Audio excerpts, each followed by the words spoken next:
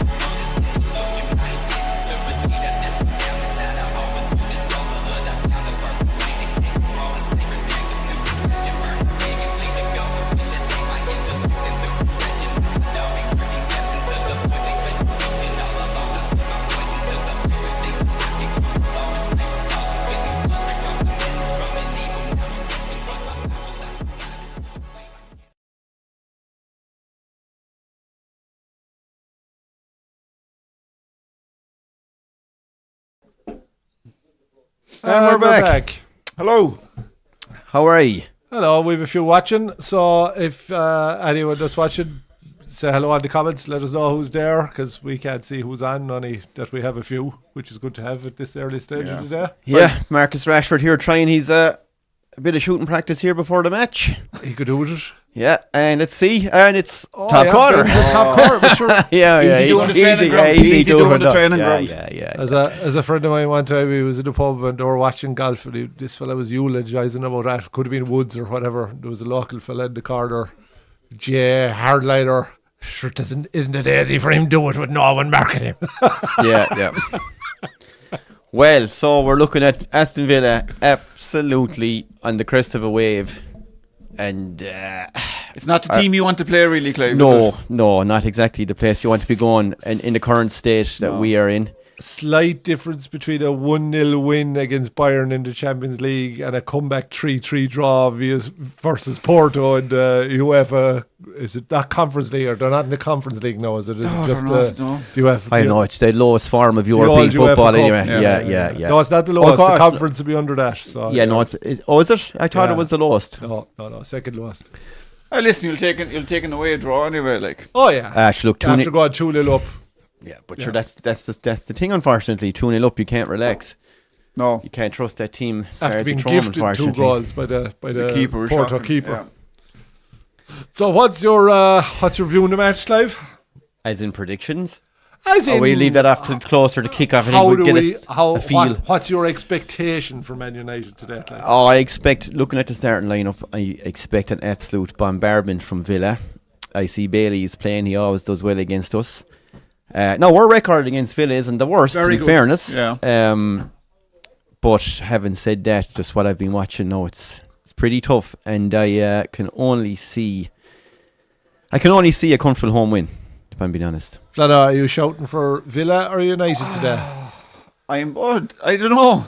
I'm conflicted. That little algorithm that Ten Hag has, you want him to lose, but you want him to stay. Yeah. And I think we're at the point where if he loses, he's gone. Yeah, it's a balancing act. And maybe a draw. Well, you can't have your cake and eat it, Les. He's either stay shit. I'm going with a 1-1 draw today. I don't think it's going to happen. I think Villa might win, but I'm going to go with a 1-1 draw. That's my prediction. United have a great record against Villa. I think they've won 5 of their last 7, 8 of their last 11. Yeah.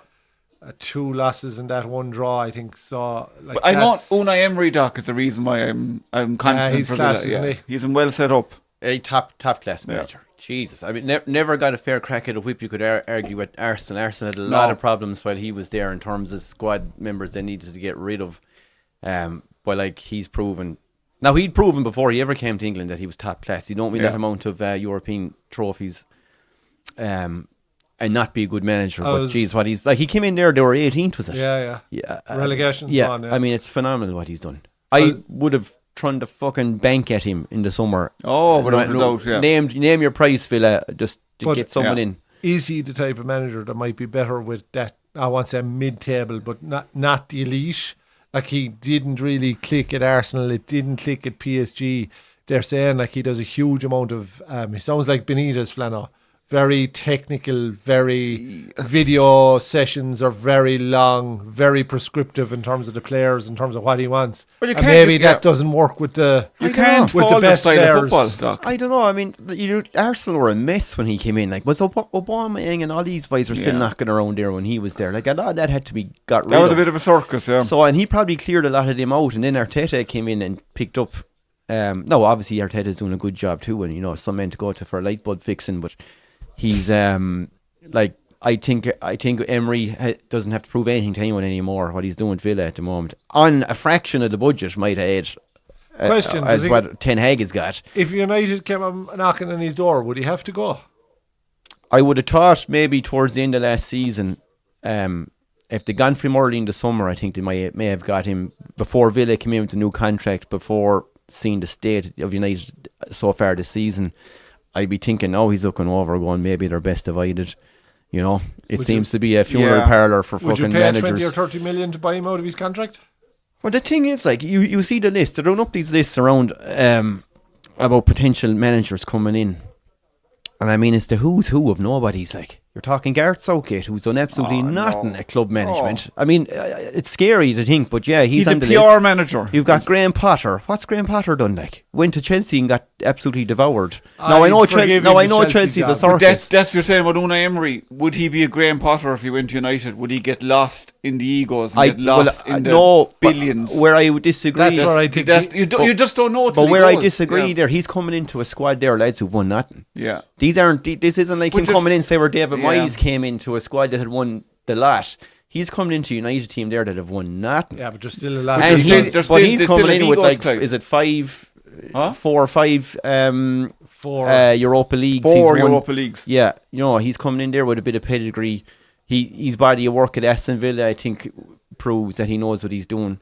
No, I'm not saying it has to be Emery, and I'm not saying he touches with a barge pole either. I'm not that fucking arrogant to think he's going to walk out in the project. Yeah. He's got a sweet project going there, but I mean, you'd be thinking it would be hard, or would it be hard for him to say no to the job? I mean, probably huge wages, first of all, huge budget, a massive club. Is he driven by reputation or is he driven by money? If he's driven by money, it would be a no-brainer. It's a challenge for these fellas too. I think it's harsh and slightly insulting to call it just a money move. I mean, there's a bit of prestige. Surely there's a little tiny bit of prestige left to Manchester United's fucking name. Yes. So what are you predicting then, Flano, for the game? I'm going to say 1-1. I'm going to say, I conflicted in this one. I think Villa are probably just in a better place. I'd be worried the United lads might down tools. They did it at the end of Solskjaer's reign. I remember him listening to him saying in that Watford game where he got the sack and he was looking out the pitch knowing that there was 3 or 4 of them just not putting it in. They'd hung up the towel, I think that could be today for Ten Hag. I got to say 3-1 Villa. Breaks my heart, but... Well, usually I'd be optimistic. I don't think I've backed against them so far or ever on this channel anyway, because I've had multiple other channels go. I'm actually going to go 4-0 Villa. I see it thumping today, and I think this 4-0 Villa. Yeah, I think 4-0 probably could be 5 or 6, 7 maybe. That's a sure sign United wins. And I think we see the end, and good riddance to Eric Ten Hag. The man should have been gone in the summer. I'm here. I was actually listening to stuff yesterday online about they can't judge a manager on one game. They're on about whether he'll get if he wins, he stays on. If he loses, he gets the sack. Is what they're saying. Is this the rumor about today's game? And I'm like, how on earth can you? And they're saying like you can't judge it on one game. I was like, this has nothing to do with one game. This is 2 years of absolute scour. And forget about the 2 A Cups. I addressed that last week.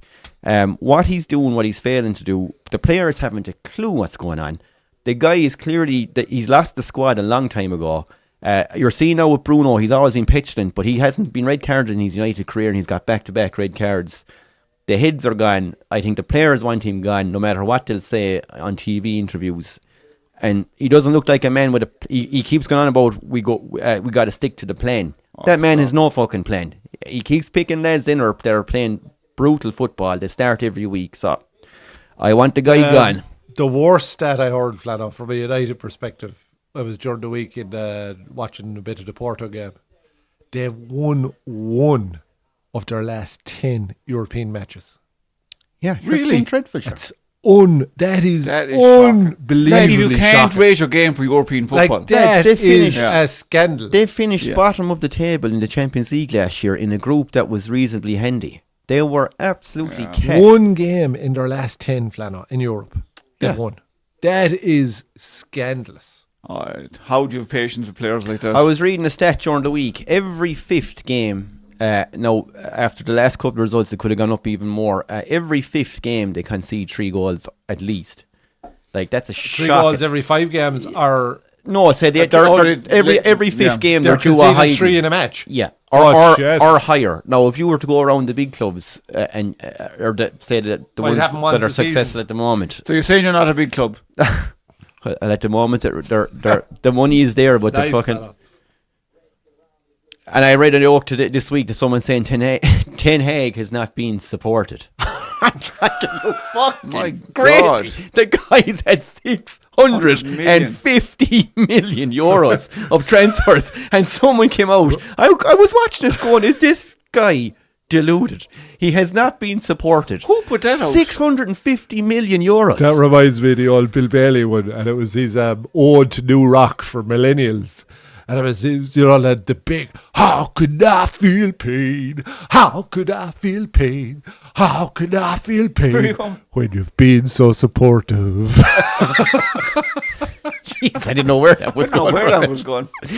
Shall we have a look at team lineups? 650 million The teams quid. are, I'm telling you, it's Go insane. ahead, yeah. How he's survived this long. But sure, he had to go in the summer. I actually would have given it to a homeless guy down the street, pulled him out of the cardboard box, said, listen, buddy, you're interim manager for a couple of months. Throw him in, just get Ten Hag out the fucking door. Yeah. Now, even if he wins today, I don't give a shit. I want him gone. He hasn't a clue what he's doing.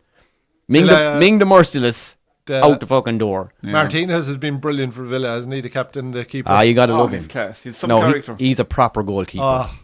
Just let's Wolfhounds Yeah, bars on the look at telly. this, we're after getting the Wolfhounds we're bar after graphic this. up here on the screen for everyone. That's Sky, famous, Sky are yeah. giving us the shout out. Fair play, thanks for the plug, lads. Fair play to you, lads. Thanks for Bruno. He got his red card rescinded. Hines, did you Yeah. manage to get that graphic sorted for Sky Sports? Fair play to you. That wasn't cheap now, lads. That wasn't cheap.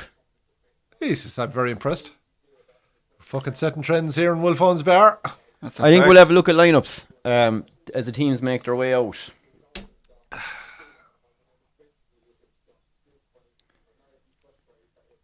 Villa Park looking well. Villa Park is It's always been a really nice stadium, hasn't it? Remember all Yeah. the FA Cup semi-finals used to be on there back in the day Alien's too. father back in the 60s now when he was living in Birmingham. He was going there for the FA Cup semi-finals. And that time, like, the terrace had 120,000. Like. Unreal, yeah. We'll have a look at United since they're the away team today. So they've gone for Onana Mazraoui, I must admit, since he's come in, he's been a bit up and down. Some games he looks half decent. Recently, he's looked dreadful. Maguire and Evans come in because De Ligt has been a bit of a shambles. Martinez has been worse. And Dalot continues at left back, which is an area of concern, to be honest.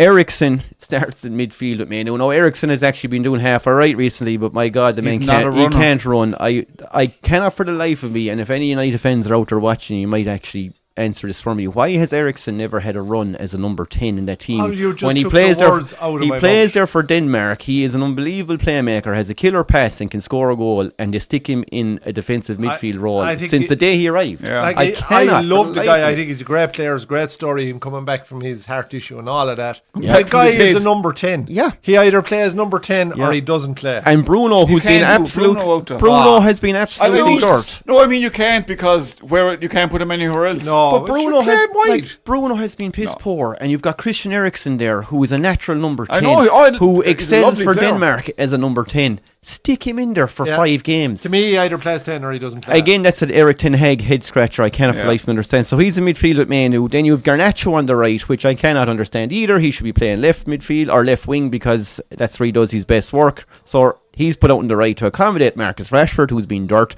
even though he scored was it during the week and all the talk was he's back. He's back. I was like, right, he had like a 10 or 15 minute patch where he was Yeah. half decent. Bruno starts behind Highland, who comes in, and Highland could use a good game.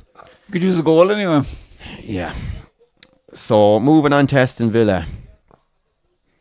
Martinez in goal, absolutely top class goalkeeper. You have to love him. Cash, Konsa, Pau Torres, who I think is very good. Dina left back. That's a good back four. Yeah. It's a good back four. Yeah. Cash very solid. Dina has a goal in him too. You've got Bailey, Barkley, I suppose. You'd wonder. Tielemans, I think they got him in a free transfer. Great signing. Yeah. Bides on the left wing. Then you have Rodgers in behind Watkins. McGinn is an old last, isn't he? That's where Barkley's he is. McGinn been brilliant for them. A lot of legs there. If Barkley gets a bad challenge early on, someone pisses him off, someone annoys him, or something just goes against him, he will be a better player for it. But he needs to kick up the hole every game he plays. But he's fucking old enough now. He shouldn't need a kick in the hole. But I suppose look at the team of gringos I'm looking at here, and they need a kick in the hole every 3 minutes. Like he's 30 years of age. Obviously, they have a couple of ex-Everton boys then, Digna and Barkley. Yeah. So Tielemans was some signing, free great transfer. signing. Another guy. I was squealing for United to sign him. What a guy to have in the squad. Even if he wasn't playing every game, Tielemans is quality. Yeah. Like every time we do one of this, and you see the Belgians that are knocking around the Premier League lads, and you're going, how in God's name aren't they doing better internationally? But anyway. Christ. And I see McTominay scored again for... He's 2 goals and 1 assist in his first 3 games. Yeah, he scored yesterday inside 30 seconds for Napoli. And do you know who gave him the assist? Changes nothing for me. Do you know who gave him the assist? Who? Lukaku. Oh, Jesus. Is he there now as well? United, that guy has been around so many Italian clubs at this stage now. Sure, he does brilliantly out there. Like. I know, but... He'd be driving around looking for a game. And this game is about to start, folks. We're about to kick off here. United kick off. Still 0-0 anyway. That's the main thing. Folks, comment, any questions, any stories, any bit of crack, any old jokes, send it in the comment section. And if you haven't subscribed, please do so. Thank you very much. Was it Brentford with the early goal yesterday, Doc? Again, inside 2 minutes. They're saying they classed it as a set piece now. And that's some thinking. What's that, Mano? The kick-off that Brentford have, they classed that as a set piece in training. So they have a plan. They've scored 4 goals in a row inside 2 minutes. Yeah. I thought it was 3 or 4 games in a row. Was 4 games in a row. Yeah, some goals. Yeah. I love that manager too, Frank. And who else? Someone else scored in the first minute yesterday as well. West Ham. West Ham, did they win? They scored in the first minute. Yeah. West Ham, they won well for a finish, but that was an interesting game. That wasn't as clear cut as you think. West Ham were better, but... And you know who was absolutely robbed yesterday was Bournemouth. They absolutely peppered Leicester and couldn't get the equaliser. Saw that 1-0. And Fulham gave City a good old game, lads? Well, I think it was 3-1. They got a late goal, was it? Okay. Yeah, but they were solid enough in the first half anyway. Our good friend Traore missed a couple of absolute sitters. Oh, Jesus. He's gone so far back, Doc. The guy It's just his finishing, Flannel. He just can't finish. Final ball. Like, for a while he had a final ball, then that went to him as well. He can't finish. He's just all pace. You'd absolutely lose your reason if you're playing with him. Yeah. He's got everything. He's built like a brick shithouse. Speed. He's an absolute bullet. When you see Kyle Walker being left for dead, you're kind of thinking, this guy's fairly fast. And Kyle Walker had like a 3 or 4 yard head start on him, and he still left him for dead. And Walker's a bullet. Like. Oh, Walker's unreal. Yeah. And straight through and misses. Like, he 2 1-on-1s yesterday. Like, the first one then, Ederson dives everything he has to one side. If he just dinked it at all, he'd a whole empty net. But sure, he doesn't have that bit of finesse. He doesn't see it. Another one there, he blazed over the bar. It was a fucking nearly a tap. I wouldn't say a tap in, but it was a great chance as well. And there was a good few chances missed in that Everton Newcastle game as well. Gordon obviously had missed a penalty. Pickford saved. Awful penalty as well. He was through and he had another great chance, blazed it over the bar. I think it was a bit of the homecoming pressure Flannel back to Everton after the big sign, and I'd say a lot of all abuse from the crowd and stuff as well. I'd say the knees were rattling going up to take the penalty. It was an awful penalty. Welcome, Kev. Like, Pickford dived, right, and it actually hit him on the knees, shin area. That's how, like, at that bad. It was that far away from the corner. Yeah, that's criminal, like taking a penalty like that. Oh yeah. Kevin reckons everyone has gone to the beach because there's a sunny day in October. It is. But I tell you one thing, it wasn't sunny yesterday. I was out in it for the day, working. I was drowned to the absolute. There's a fair chance there's a good few United fans aren't watching. All right, Kevin, I'd say, but they're we've an early yellow card. Early yellow, Rashford.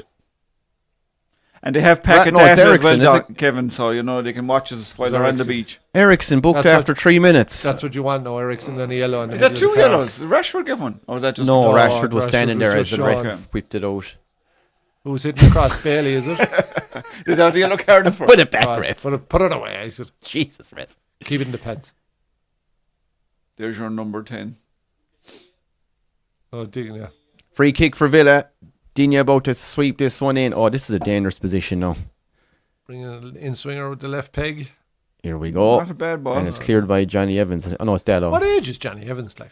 37 or 8, I'd say. 36, I think, is he? I think he's more. He's not that. He's had some career, lads. Some fairness.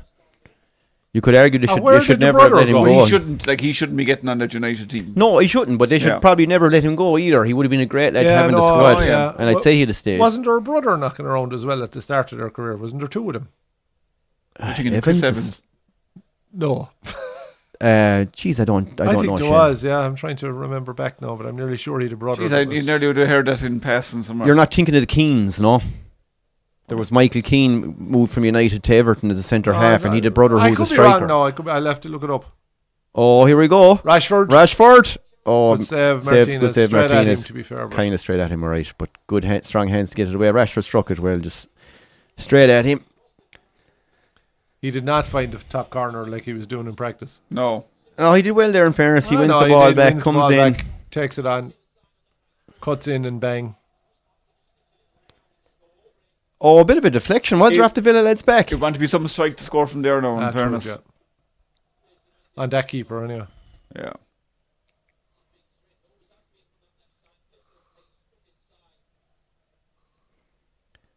But yeah, I see there was an interview beforehand with Paul McGrath. They were McGrath's played for both, of course. yeah, He jeez, did. he was some player. Some player. Christ, yeah, some man. Really- Is there Train once a week. Yeah, look, he had a lot of injuries and other stuff as well that Yeah. everyone knows about. But I mean, some men turn up on match day by and put in a he was 9.5, 10 out of 10 Do you performance. know what I think is very like him is actually Ledley King was the closest thing. Remember Ledley King? Yeah, to scores? He couldn't train. He was on the brittle knees. yeah. He'd be on the bike once a week or a couple of times a week, Yeah, and then but he'd go out I and play a suppo- great game for you. Yeah, and you've got lads like that then, and we all know them. Every guy in every sport knows these lads. They may not train, but my God, they've some level of fitness Did you, when it comes to it. Natural, Yeah. Did you hear that Carrer story about basically Ledley King made his decision to retire from England? No. So he said it was a World Cup squad. I can't remember who was manager. I would say the 2 centre halves were Ferdinand and Terry. So he said there was 4 of them kind of knocking around for position. So he said, look, Ferdinand and Terry, fair enough, I can live with that. But he said King was obviously always injured and that kind of stuff. So he had the feeling that he was kind of third, And they were playing a game and Ferdinand went down injured. And they come over and basically went, Ledley, get tagged. And he said, there and then, decision made. Carragher. Gone. Yeah. I mean, but Carragher, in fairness, he was very honest. He said he didn't deserve a game over Ferdinand No, and I Terry. Terry, He said, I heard that part of the yeah. interview. Said he did not deserve it, and you wouldn't be Who, bad. Jamie decision. Carragher? Jamie Yeah. Carragher said Actually, that. look, Carragher was a solid player, but serious player. player. I mean, he was up against serious competition. Like the funny thing is, in this day and age, this England squad, he probably have a chance to make in the team. He probably. With Sol Campbell as well I at don't the think he time. got Like. the Yeah, credit there was he spoiled. deserved Sol as Campbell, well, that was a trio. He probably had Tony Adams knocking around for Yeah. a good few years there too. Welcome, Rob. I think Welcome, Rob he and was Kev. underrated, to be fair. Carragher, I think he was solid. Played right back, centre half. He was a Left back as well. Yeah, I mean, Play right across the back 4. every club has those lads who'll do a good job. Yeah, Yeah. They may not He get. was They may not get. more than that, Jesus like, Christ, yeah. he was 700 a game. You can say that about Gomez. I You know, can't say that about Carragher. He was never injured. Like, No, you I know didn't what mean. He played nearly No, every match. I meant a guy who was a solid 7 or 8 out of 10 for the club every week, but maybe on an international stage, there's guys Sorry, Clive. who were better. We may have jumped down your throat a small bit there. Yeah, I mean, he was no compared to the guys who were getting games before him.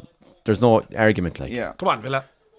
chance for Villa. I thought it was Jesus in. Christ, I thought it was in. Rogers with a peach. We've Shot got a- just flashes by the post. With reality check in there for the Liverpool fans in the comment section. A donkey. I thought he burst the net here. Oh, it's well wide.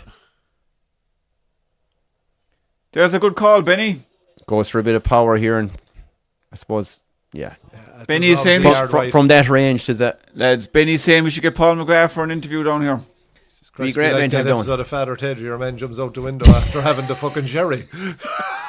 Henry Sellers. I made the BBC. Some amount of stories from the man. Sure, do you remember Italian or USA 94 against Italy in the Giant Stadium? The game he put in there, my God. Was it Baggio he was marking? Baggio. And it wasn't just Baggio. He blocked shots from every player in the team, I'd say, that day. He was phenomenal. He had one point there, the ball came across, the two Italian players coming, and he getting the ball literally under pressure, pressed by two players, and he stepped over the ball and let it run out.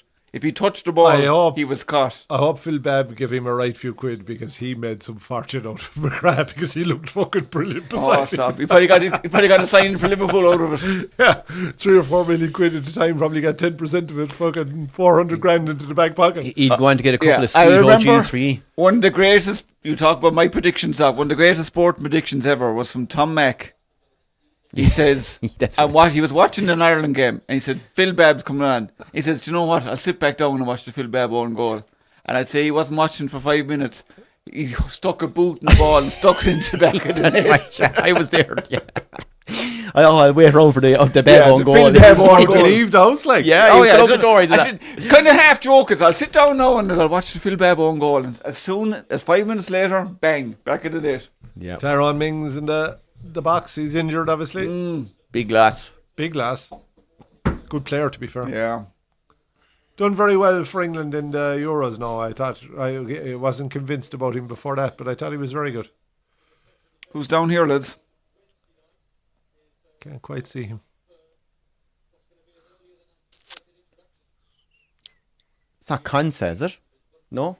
No, I think it's... I'm not sure actually who it is.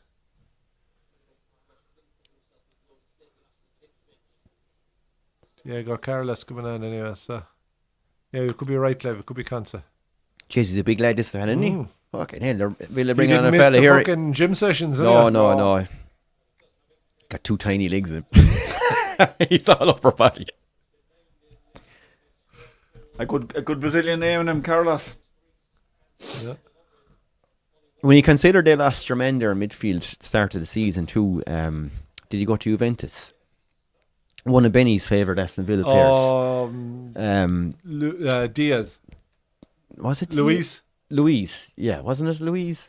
Isn't it Luis Douglas Diaz? Luis. Yeah, brilliant centre mid. Oh, it is Consa, and he's gone down. He's goosed. He's clutching the knee or something. Oh, he's gone. Is he gone? He's gone. No, he's probably had to walk off, but I'd say he's gone. He ain't running on that. Seen a lot of injuries now early season, aren't we? Like nasty injuries. Carvajal last night for Real Madrid. Yeah, ACL gone. Rodri ACL gone. I'll give you a chance to change your 4-0 now. You're still going to go 4-0 Villa? Oh no, I'm sticking with it. Sticking with it. I would not trust this. Flano, it takes one goal for the complete collapse to come. His legs definitely aren't small. Jesus, no. Roberto's Carlos ties him. Villa are after bringing on Mr. Universe fucking 2015 here. He's actually, I wonder would he have connection to Unai Emery there? He's actually from Sevilla. Brian Flannery in the house. God bless him. Hey, Bryony. So Brian is in Dublin watching us. Fair play, Brian. He's in playing a few frames of snooker in Ken Doherty Snooker Hall. That's the job. Be careful you don't get robbed, Brian. I think Brian might be doing the robbing. There's that great story about when Ken Doherty was in the snooker World Championship final in 97. Pier Street would be the local Garda station. They had no call for 3 hours. Lovely. Fellas checking the phone lines to make sure they were working and everything. First time ever. He's a United fan as well, actually. He is. Is he? Ken Doherty, yeah. I'd say season ticket holder. Yeah. Go away. You never see him. You never see him kind of to show him on the... good guy. The cameras. Ken Doherty always came across as a nice bloke. He tells that story himself, like. Hey, Ashleen, no need for it. No need for it now, Ashleen. Hi, moderator, sort her out, yeah. We'll get rid of her, lads. We'll get rid of her. Flano, did you leave her a script or? No. She's Flano, will you put down Ashleen's phone for fuck's sake? Sorry. I have your phone, by the way. No, she's a big Villa fan. Oh, yeah. But she thinks Ten Hag needs a chance, Clive. Yeah. Sure, most people do. Yeah. Oh, yeah. Fair. He's been wronged, Flano. He's been wronged. She's one of these, like, you know, it's not always the manager and give him time and Can't even blame injuries this season. He's got no excuses. You have to be very patient with your man, she thinks. fair enough. Fair enough. We can all change. Bit of a slow start to this game, I must say. The first 10 or 13 minutes have been fierce stop-start, haven't they? Just desperately stop-start. Been kind of shite now, to be honest. Yeah, pure scutter. Oh, I was going to say, if he got to flick there. Good tackle from Harry. Yeah, from Harry. If he just didn't get the touch past him. Bruno tries an outside of the booter for some reason when it was probably easier to give a straight pass. All that was needed, yeah. Anyway, throw in. Yeah, so going through, trying to remember lads who played for both. Obviously, you'd have McGrath. York. Dwight York. Schmeichel. Dwight York turned out to be one of the great signings that we made there. We got 2 to 3 years over him. He was phenomenal. And Peter Schmeichel played for Villa. Yeah. Jesus. Cleverly. I think he was so. One, yeah. Can't say I followed his career now intensely after he left. Was there who was your man so good they named him twice? Oh, Eric. Was he there? He was Jimba. Was he? Eric Jimba. What was he had a story, didn't he, Clive? He was barely useless. That was his story, like, but harsh, Flano. Yeah. Jimba. He was up there with he was the Tommy of the Premiership. That's it, yeah.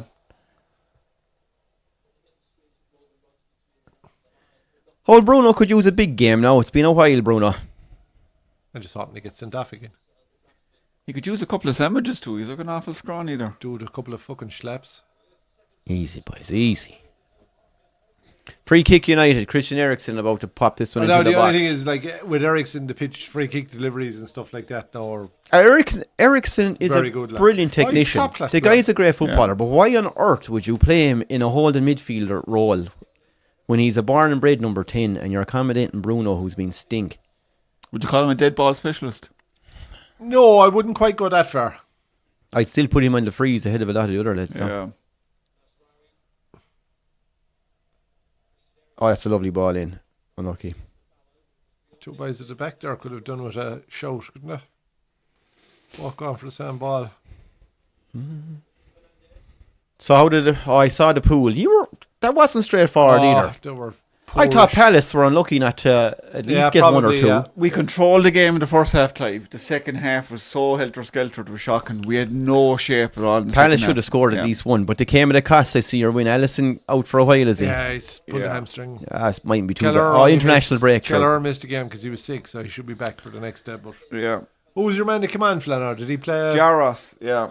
He played League of Ireland, did he? He was St. Pat's, yeah. He played a year at St. Pat's. Yes, but he came up through... He was Liverpool youths. Okay. And he came up along a couple of clubs. But yeah, St. Pat's, he was there for a while. Great to see. No, I thought he was shaky enough, to be quite honest with you. He made one save. There we go. Highland. Cut the ball out the that's a side bad top. touch. Sorry, Flano. No, his positioning wasn't great, Clive.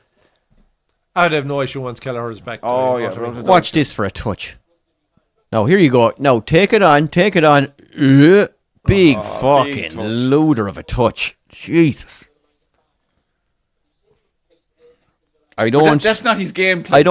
But sure, what is his game? I suppose whipping the ball into the box. He can't come out. He doesn't seem to come out deep to get the ball, just to get into the game to get a feel for it. He seems to hang off to the defender and stay there. He doesn't make runs in behind. What does he do? Like 70 fucking something million for him. I never even heard of him.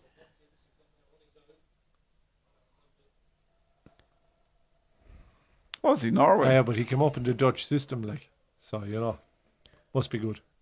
Highland? No, he's Danish. Yeah, but did he not? Was he not one of these ones that was with Ten Hag before? No. No, I don't think so. Where With did he him come from? Atalanta. All right, maybe I'm wrong. Sorry.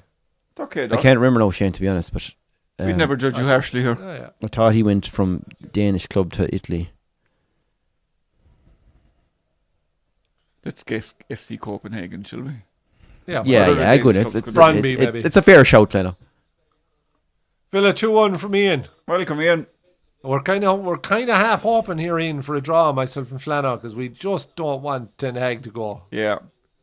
It's a very weird situation to be watching a United match and not know the result you want. Yeah, we want the steady beat of the life support machine. We do. Yeah. You don't want them to pull the plug. No. Appreciate that, lads. But I'd say he could be getting a sponsorship from Dignitas anytime soon. No, Maybe, fucking Den Haag, because it's coming like. Yeah. Will we have a look, guys, at a little bit of info on one of the players that's played for both clubs? And poor old Brendan is in. Well, we're very concerned about him because he's a very bad back. He is sciatica at the moment, and the only thing we can think of between the sciatica and the weight gain is he might be pregnant. So there is a chance. We hope that he'd be back with us next weekend for the boxing if his dodgy back allows. At least that's what he's telling us. Like, he'll be here. That's what he's telling us. Oh, lads, I'm in pain. I'm in pain. I'm in pain. That's all we're getting all weekend. He's above now jogging, training for his next mountain trek. There's fucking nothing wrong with him. He just wanted to go out for a few pints instead of do this. I'd say. But anyway. Yeah. Well, look. Oh, when it comes to United games, I dare you follow him, but. Yeah, so he should be back next Saturday night, folks. We will be doing one of the most anticipated boxing matches, I think, fair to say. Berbatov Bivol in the light heavyweight unification Berbatov. Berbatov. I was wondering what he was up to. Oh yeah, sure. Since he retired, he went into the boxing like Ferguson. Sure. I can't see that going more than the first round. Anyway. Berbatov and Bivol. It'll be a cracker. I absolutely can't wait. Chance for Villa. Oh, shot from outside 40 yards out, lads. Tailed away at the end. Villa very flat, you're right, Robert. I expected a bit more of it. It's been such a kind of a start to the game. But they're not used to these midweek games as well. Like, you know, I was thinking, that wasn't a bad effort. No, it wasn't. Bit of swive. I think Onana had covered, to be fair. A result for Villa during the week. I mean, 42 years. Tip your hat to him, like, what a win. Since the last time they beat Bayern Munich. You're not playing some spent old team there. That's Bayern Munich, like. And Bayern Munich who've been going well as well. Do you know what I mean? Like, not Bayern Munich of last season when they were fucking stink. No, they're going fine. No, great win. What you say it was 42 years since they met. 42 years. Yeah, in the same result again. Same result, 1-0, Yeah. So. No, some scalp. It's 2 wins from back to back. Sure, Chase, you're nearly qualified at that out of the group. You need 4 wins out of the 8. Really, oh, sorry, sure, the new format. Yeah, okay. Oh, 12 points is what you should get through in 12 points. You see, when your team isn't in the Champions League, you don't tend to spend too much time checking the format of these things. We do, you know. We do. Or do we? Oh, yeah. No, I was so engrossed with the Europa Conference League format or whatever the fuck it is that they're in that no, I didn't take the time to check out the new Champions League one. Ian has sent Southgate to replace Ten Hag. That's the rumour, yeah. Ian, I hope to Christ. He's very close to Jim Radcliffe, to be fair. I think I speak for every United fan. He's the last guy on the planet I give it to. He doesn't really play the United way, though, does he? Like, but your international management, lads, international football in general is scutter. 'Tisn't a patch on club football. Heinz is saying I'm lying about him. His back is fine, but he is pregnant. Congrats, Benny. Well done, Benny. I knew it, Heinz. I can see you going out there pissing on sticks and everything. He's been trying for 6 days to hit the stick, which is going everywhere. Oh, sure. He fucking wouldn't hit the bull's arse of the bench.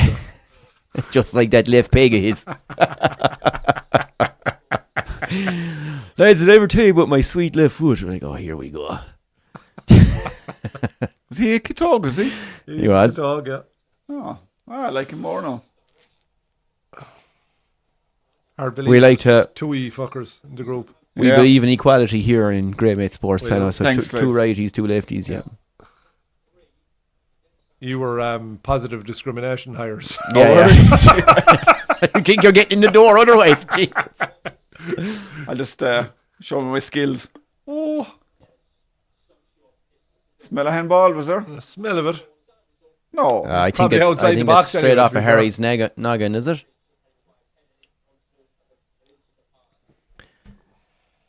Anyway, I think we're going to do some a little bio on a guy who's played for both teams here. All right, go on. Because the game's a little flat, and I think it wouldn't be a bad shout. No, can't hurt anyway, Clive. Yeah. Can't hurt, I know.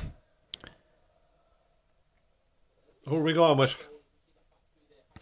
We're going to do a little bit of research and a history on a certain Dwight York. Oh, excellent. That I think it's fair to say excelled for both teams. Yeah, it's more of a dip your toe, Clay, rather than a heavy research piece. So Right. what Flan was saying is he threw this together in about 30 seconds flat. Yeah, No, so but- it's just like 5 pictures of Dwight and fucking. I delved in a lot into the relationship with Jordan and stuff, but that's that's what the people Right. want. Yes, like. good goals. Yeah.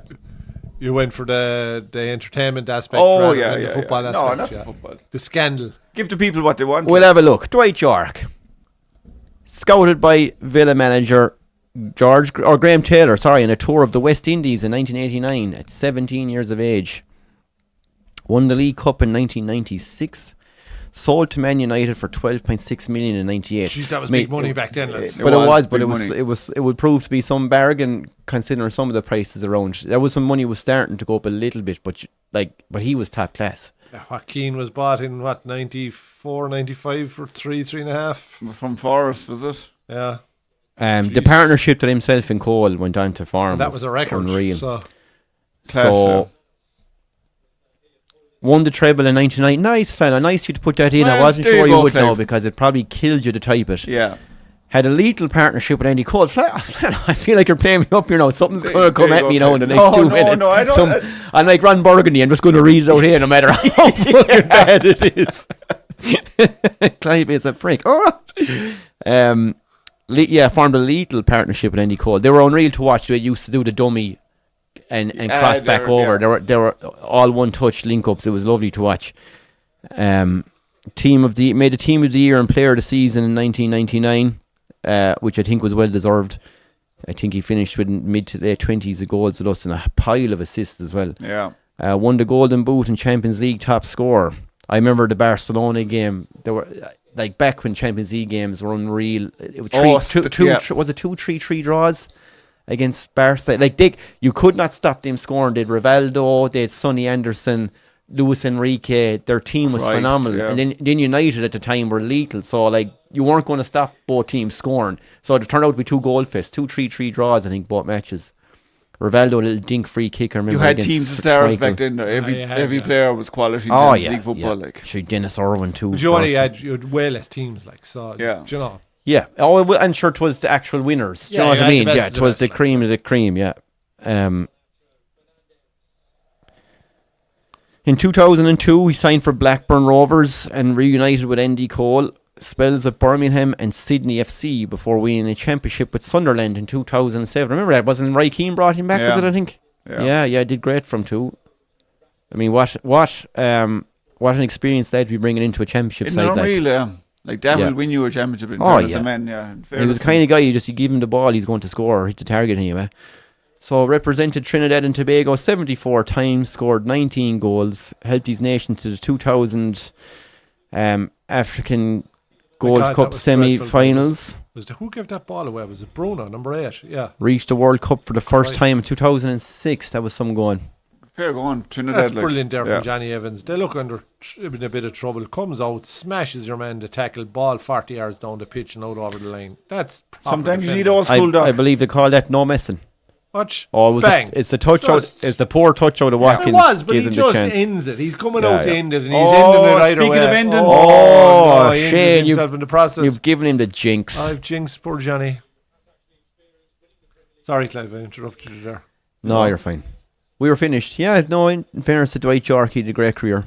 Savage career. Hate Savage him. career. Hate him as a Liverpool player, which is always a good sign for a United fan. He was always a kind of a likeable fella, that. He was only like he was the definition of the guy who played with a smile on his face. Yeah. Do you know what I mean? Like, He'd go out there and he kept the same pace up every game. You kind of knew what you were getting with him every day of the week, like. Yeah, but he was lethal. He'd some shot in him. There he is, lads. Van Nistelrooy. Oh, was it? Who was it? Didn't talk to Sheringham then? No, that was Cole. Was it? Said Andy Cole and Sheringham. I think that was over an England game or something. I think Sheringham was coming off. Cole was coming on to make his debut, and Sheringham never shook his hand. And Cole took. No, I think Cole took offence to it. And I think I don't know. I think Sheringham was more pissed off that he was coming off. It had nothing to do with Cole. I don't know. But sounds petty now. To be they had very issues there for a good few years. But that was all sorted out in I think in time. But I think during their time together at United now, there was no speaking. They'd pass and play football properly, but there was no talk. Yeah. But the football do the talking, Clive. But you'd imagine you'd have loads that going on in professional football clubs. Lads aren't going to always get along. But when it comes to winning, you just do the job. Like, oh, Bruno with a stupid back heel. Villa are away in a counter-attack. What is he Villa have been poor, lads. They have been. Because United have been chance here. Someone's been reefed. Johnny Evans gets sledged by Barkley. They look nervous in the final third, aren't they? Very poor in the final third. Is Johnny okay, Clive? Johnny's after getting battered in the last 5 minutes. That is not fair of him there, to be fair. He's an old warrior. That's 2 in a row. Bruno's giving the ball away now, lads. Yeah, stupid back heel. He's been your worst player. Yeah. You could have Ugarte there beside beside Manu, Ericsson at number 10, and give Bruno a rest. He must have a knock, Clive. Shit. That'd be not since day one, since Ericsson arrived at United, has he given him a run at 10.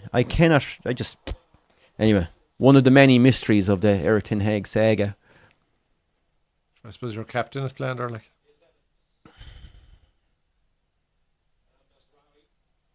What a ball. 30-yard pass, he hits it straight to the Villa fella. Yeah. Maserati.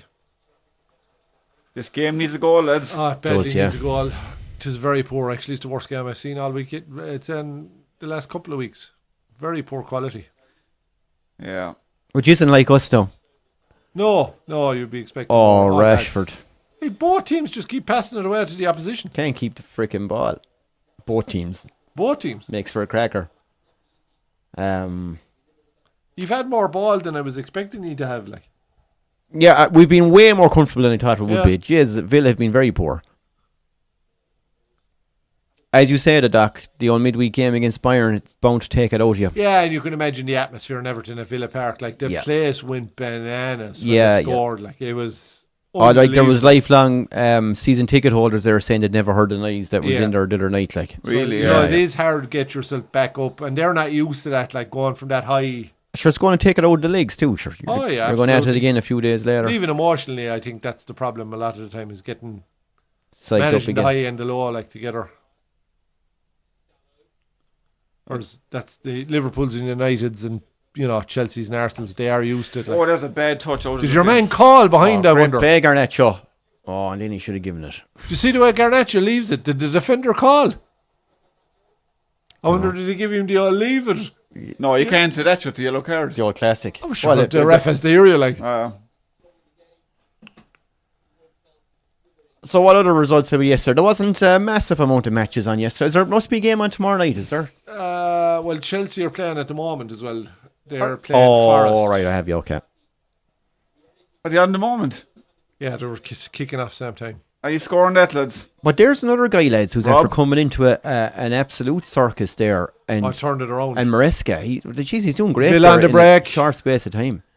Slowly getting fellas up the pitch. They were slow to arrive there now. And Johnny Evans with another brilliant interception. Jesus, he's having a stormer. And now he's gone up front. Is that him running up? Yeah. Go back, Evans, would you? I know he's a mile out of position. What was he doing? Oh, what are you doing, Evans? Someone has to score a goal for you, though. I know, yeah. He's probably looking up the field going, Jesus, if I don't do something. He thinks his name is Riot of Robbers. And he gets back to block the shot. He got back to block it. That's experience, yeah. Don't worry, lads. Yeah, I know when the ball is going to be. He jogs back after a little trot upfield and still manages to block the shot. 38 or 7 or 8 years of age. Jesus. You wouldn't be going for that run, no, unless you had to. But City won yesterday, Clive. Like, you lose Rodri, De Bruyne missing. In comes Kovacic, 2 goals. Yeah. That's what first one was a bit of a deflection. Second one was a great finish. Yeah. Yeah. But even the first one, the ball bounced, he drove. Yeah, did you see Doku's goal? Holy shit. Top corner. Like, really? Cuts in off the right, far top corner. Like a straight arrow thunderbolt into the far top corner. Not one of those curly whirlies. The Brentford Wolves game was kind of sheer mayhem. There was 5 goals inside 28 minutes. Wolves, just 3-2 at that stage. Your old shout for fucking Wolves to possibly go down isn't a bad call. Bottom of the league. I suppose selling your best players every season has to come back to bite you in the ass at some stage. And Joe was done really well with Fulham, and I thought he played well even against City yesterday, was that Raúl Jiménez. He's been fucking excellent. Yeah. But him is always Ex-Wolves decent. guy, like. He was always a good footballer. Yeah, I know. He just had a few injury troubles and stuff. But jeez, he looked really good, like. Chelsea 0, Nottingham Forest 0, according to our roving reporters in the comment section, Mr. Calvin Cullen and Mr. Brendan Hines. Live from Stamford Bridge. Nice. Did you see the first Fulham goal? Remember the little back heel and lobs over there? Cheeky. It was cheeky. It was Jimenez. He did the back heel. Oh, was it? All right. I think so. I didn't see any football yesterday, no, bar the Liverpool game, so. A good few games now as well, Flanner, where this playing out from the back shit comes back to haunt teams and they can't see goal. Every week Arsenal it's the same. made hay against Southampton, just taking the ball off them as they were bringing it out. Oh. But again, I was watching that game. Southampton were unlucky. They hit the post as well, I think. But they were the architects of their own downfall. Yeah. Oh, but you're even the third goal in that game, heavy touch from the defender and Saka runs in and buries it. Like, it's just, poor, like. The modern game, Clive. I don't know, they're all players to do it, It's all right for Man City doing it, like. And like, even City, right? The odd time, and Liverpool as well, even though they love playing with the ball and passing it around, they do hit a long ball to stretch teams so that you can squeeze up on top of them. Van Dijk particularly from the two keepers, like Ederson's distribution, one pass down the field, they're away. Yeah. Same with Alisson. Van Dijk hits those diagonals from. So you have to hedge. Whereas Southampton, you just know they're just passing it short, like. So you're just going to squeeze up on them the whole time, like. They look like a very happy bunch. Jesus, got to be mighty crack to be in that box. They're showing the United board here and there. The United board, they look bored. They look like the most boring show of fucks you ever seen in your life. They wouldn't be in there having your can with the boys in the box. That's a fact. Eric on the sideline now is just kissing the rosary beads that haven't conceded 3 already. Well, they haven't looked like conceding any now, to be fair. Villa have been stinked. I don't think Johnny Evans has been excellent for us. The two by centre half looks way better than DeLitt and Martinez looked. Evans and Maguire, they look solid. Like. I think Villa have been poor. I wouldn't That's be. Nice football here. I wouldn't be lovely kind passes. of gloating about United's performance. Oh, that's a terrible clearance. Go on, whip. Oh, back post. Oh, where's your head, man? He's sticking the leg up and he had a perfectly good head. That's poor. Is he stretching for it? Oh, you got to get the head on that. Head on that. It's actually there for him to go and attack it with the head. It's easier to hit that than to do what he did, yeah. Oh, you got to stick the head in that shit, wow. That's dreadful. Christ almighty. And he's a player I like. 35, nearly 36 in here. Harry, bit of an elbow. Harry with a high elbow into the post. That's a yellow. Has to be yellow. That seemed a bit silly out of Maguire. It looked it from here like I'd like to see the replay, but I straight away I says he's after going across with the elbow into his jaw, like.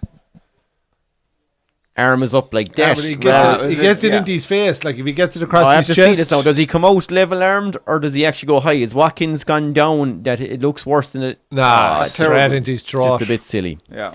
You're never getting away with it, like. You got to go across his chest. Oh, Harry. I know there's a bit of a height difference, but fuck me. It's not my fault I'm tall. Watkins isn't small. What's going on here? He must save a fortune giving himself his own haircuts, though. It is a dreadful haircut. Yeah.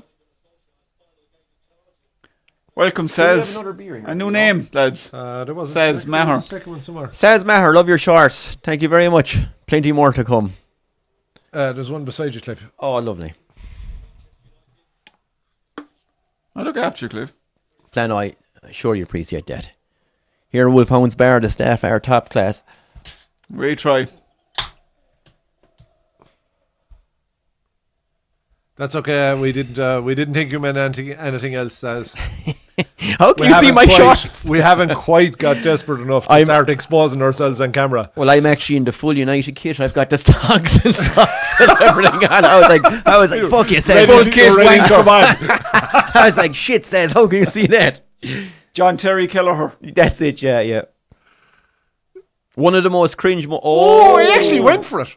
Oh my God! I Straight didn't at go straight for at it. I goalie. did. I think he's trying to hope someone gets something on A it. Porcher in there. One of the most cringe moments in Champions League history has to be John Terry Yeah. Taking the suit off. taking the suit But off, you know what he said? putting on the He togs wasn't and the only jerseys. one. I can't remember who else did it, but he was the only one that was noticed. And Sure, out when in you're for the 6'5" photos. and fucking 16 stone. Like. And captain out for the photos then, and Yeah. you know, I suppose he didn't want the 1999 photo where you've got Roy Keane and Scholes in the suits standing beside all the Yeah. boys. But Keane doesn't even consider himself having won it. And No, I know that. Yeah. And then you have the Garnacho, good effort. It's a Corner. corner kick, I'd say. He says Oh he no, kept it in. Martinez says he kept it in, but I think that has the ref given it? No. No. United's first, I'd say, attempt on goal in 20 minutes since the Rashford shot. Would that be it? Probably is, but there's been no attempts in goal. No, like, it's been one very of those poor. games. Yeah.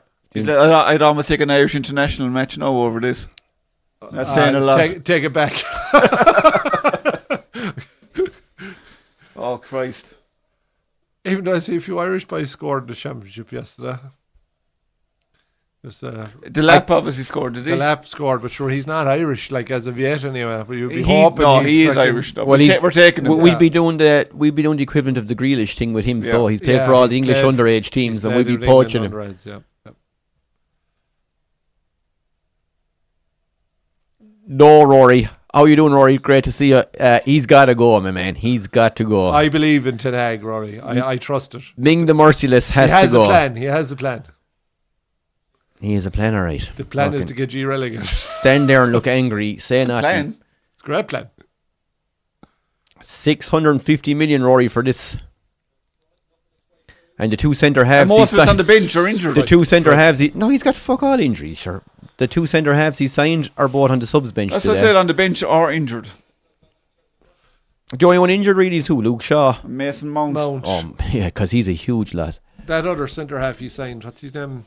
Euro or whatever. He is a lass. Yeah. He actually looked really good in pre-season, and he was fierce and lucky. Hopefully he could make a huge difference. Well, the two boys have made It's a a lot difference of- centre halves from what I saw Thursday night, because you were dreadful Thursday night with Martinez and Delish in centre half, and I mean dreadful now. yeah, but look, as I said, even though I'm a United fan, I'm not going to get carried away. I mean, they've looked a bit solid. Villa have been piss poor in this half, Yeah. so they're making us look all right. Well, you think there'd be something in Villa, like there's nothing in them at the moment. Well, if you're going crossing ball into Johnny Evans and Maguire, they'll eat it up all day. Yeah. Do you know what I mean? Exactly, yeah. You're playing into their, like what you want at there is someone running at him and running Who's in that? behind them. Have we someone in trouble here? Was that late? I couldn't really Oh, see we have it. another yellow another card. yellow Manu. from Manu. So Fernandez is booked, Ericsson is booked, Did Fernandez get booked? No. No, it's Ericsson, Maguire, Maguire. Ericsson, and Manu. and Manu. This looked like a little bit of a high stud job. Oh no, it's not. He actually gets injured. He's going. That's a genuine attempt for the ball. He gets clobbered in the knee himself. Your man stands in him, actually, to Yeah. be fair. Oh, it doesn't deliver. Just Does football he, incident. Does he get the ball? He gets the That ball. looks harsh now, in fairness. That's hard. A yellow Yeah, I card think for it's that. harsh. I think he it's very comes out harsh. worse out of that himself. He did nothing fucking wrong. No, I wouldn't have had that as yellow. Bruno's getting jealous now. All the You yellow want cards. about the challenge being painful, Rob, or the match being painful, or both? Oh, I'd say I could guess now. This is dreadful. I'm very sorry, Flana, we didn't do Brighton and Spurs and a half hour instead. That'd be a far better game. Brendan Hines' beloved Brighton. We have to support Clive. I It's know, time we I need. know. Well, Yeah, it's yeah. not You that- boys could smell It's blood not now. so much support him, Flana, as I enjoy watching his pain. You boys could smell blood now. The Eric Ten Hag, the Grim Reapers, and tugged out the sideline. You're a dominatrix of sport talk. I am, yeah. Like, I'll take nearly as much pleasure as my team winning as yours losing. Yeah. Which is fair enough. I think all United Liverpool fans have that going on. Yeah, 100%. We figured, Dunny, we figured it was the match. Ah, silly. Held on to it though. It's just, there's no quality, lads, is there? There's just There's no... a small bit of step up in Villa now at the moment. They were dreadful too after their last European game. Who did they play? They played Wolves and they were 1-0 down. They came on and won at 3-1. Oh, Mazraoui. Jesus. So poor. They were much better in the second half. So I'm hoping for the same, Flana. Yeah. Oh, it's been tough watch. There's no flow to this game at all. Creeping up in half time now. No real chance. But you're looking, couple of shots from distance. I suppose United lads have just stuck to the plan, you know. Stuck to the They've plan. stuck to the plan and kept it 0-0. Nice few yellow cards. Who would you bring on to change it, Clive? You don't really have a bench to change it, do you? Ahmed Espes, Xerxes, Ugart. There's 3. It's probably better than what Villa have in the bench, to be fair. Yeah. Well, they have Duran. Yeah. Jeez, if he comes on and scores again, lads. Oh. I was watching a bit of Match of the Day last night, lads. Did any of you happen to see or anyone watching? Did any of you see the Tom Brady series that was on afterwards? No, I was watching a bit Very of it. good, No, very good. I didn't realise an awful lot of stuff that had gone on through his career. Like that he had his own private kind of doctor / masseuse / physio, like for years, that did kind of a holistic fucking approach to recovery after games. And your man was with him for years, and then there was issues in Belichick. They were kind of saying they didn't want your man around or being involved, but like Brady puts his entire career longevity down to this side, and Gronkowski ended up going to him as well. That's right, he had a pile of injuries. Because Gronkowski was absolutely riddled, and he was going on about saying he was supposed to go for surgery. Oh, hold on, chance here, Clive. Edge of the box, Rashford, a little scoop to Highland. Absolutely. That's like something you do now in a training session, you know, it's the last flick of the game and you're already 10-0 down. If you saw that in an under-11s game, you would hate the young fella who tried to do it. Dreadful. Good. Dreadful. Fine, that's dreadful. So I was watching it during the week and they're going on about, Marcus has looked like he's on fire. I was like, what are these people watching? What are they watching? Like, yeah. He was half decent the first half against Porto, but that was it. But like half decent, like Brady's backstory is very interesting. Like he was, but even third choice on his college team, right?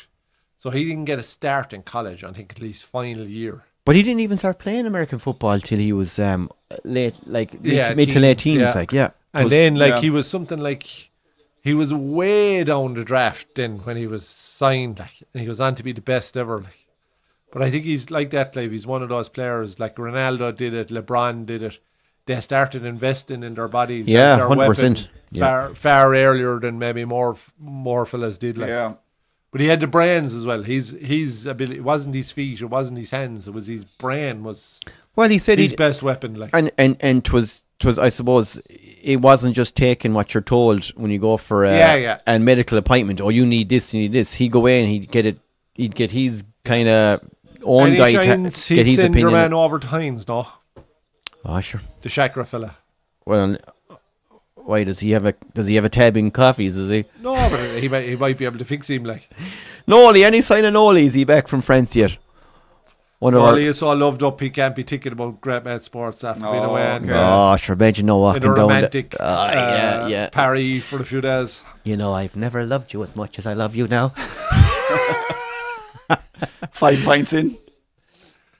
There's a certain je ne sais quoi about you this weekend. Oh, nice. Clive. Could be the 2 bottles of wine talking, but no, the Brady series is very interesting. And they had his family on as well.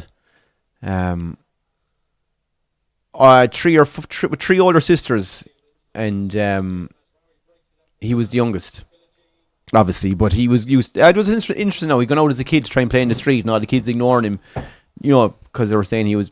Go along, Tom, go along. And he'd go along for the pass and they just ignore him. He got run down to the pitch for that. But your one said the next day out he went again and he stayed going. Eventually they started playing, you know. But he comes across as a nice lad, in fairness. Yeah.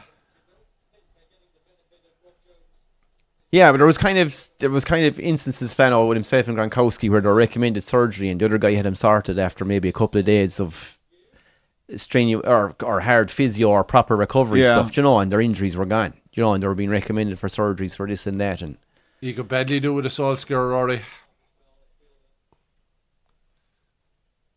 Project Strikers, what do you mean, lads? They signed in hopes they're going to do something. Yeah. Highland, I suppose, and Xerxes. Yeah. I'd bring back Solskjaer, Rory, as a player. I wouldn't let him near the manager's fucking dugout ever again. He was as bad as this fucking clown we have now. Jeez, I don't know. He was quite as bad as Ten Hag.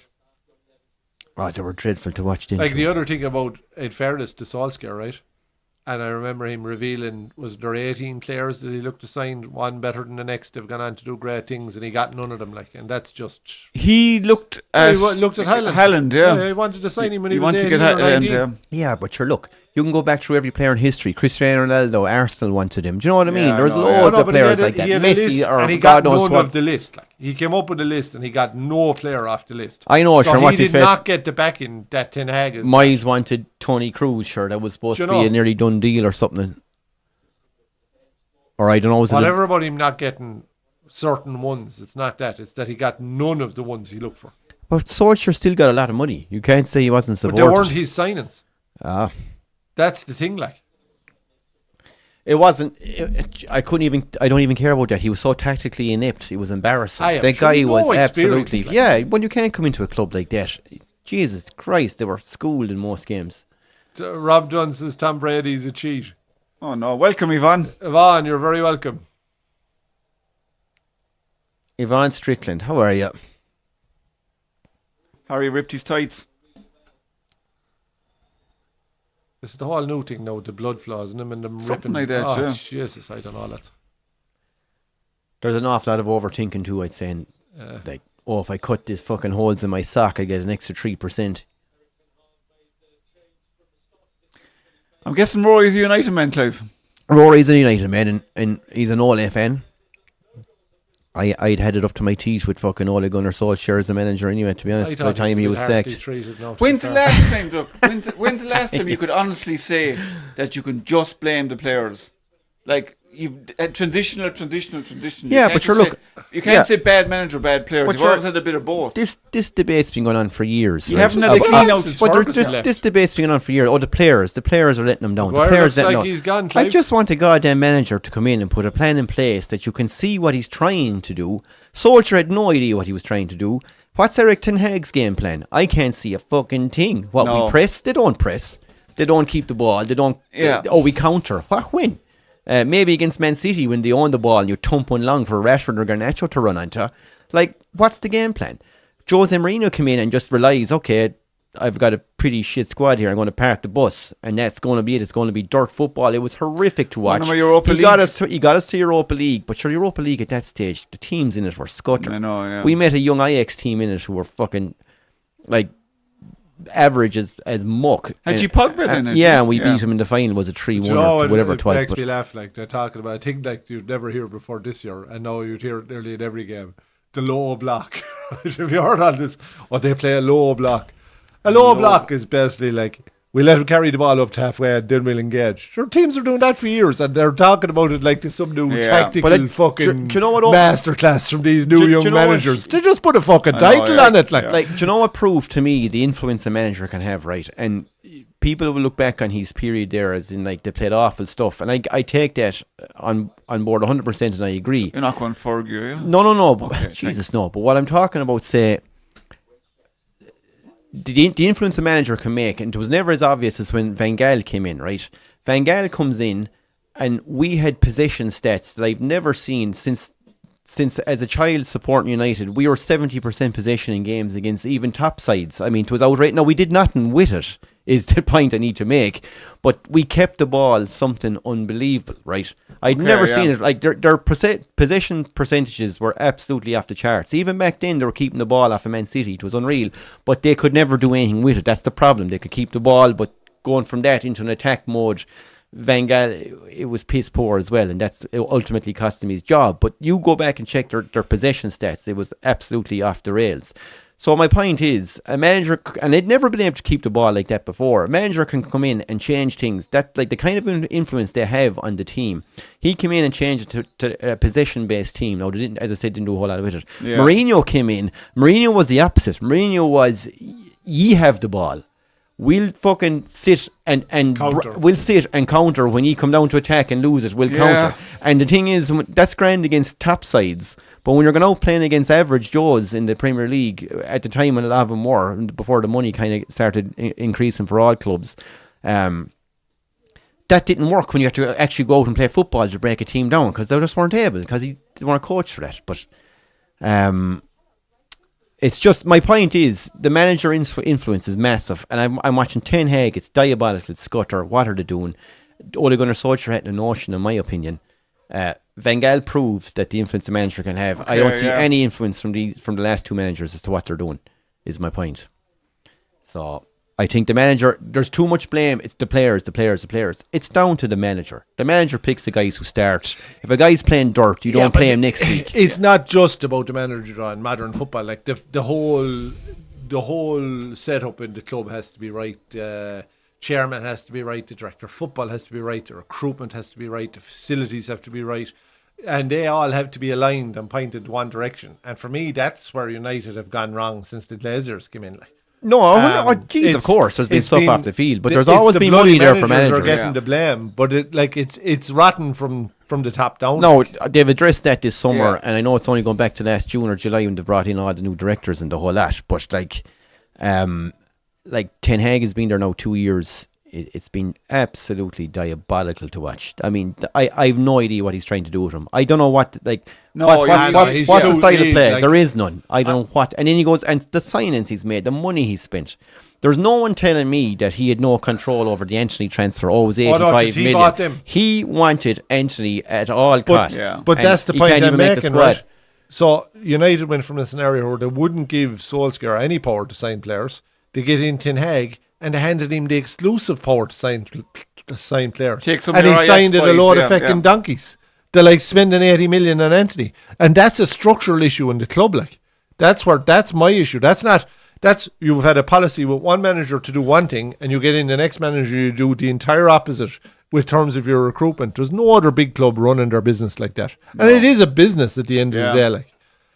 And the other thing is, Ten Hag had no experience for going to sign players, because when he was with bloody Ajax, it was the director of football was buying all the players. So you give a manager the power to go and recruit who never had that role before. That's just insane. Look, yeah.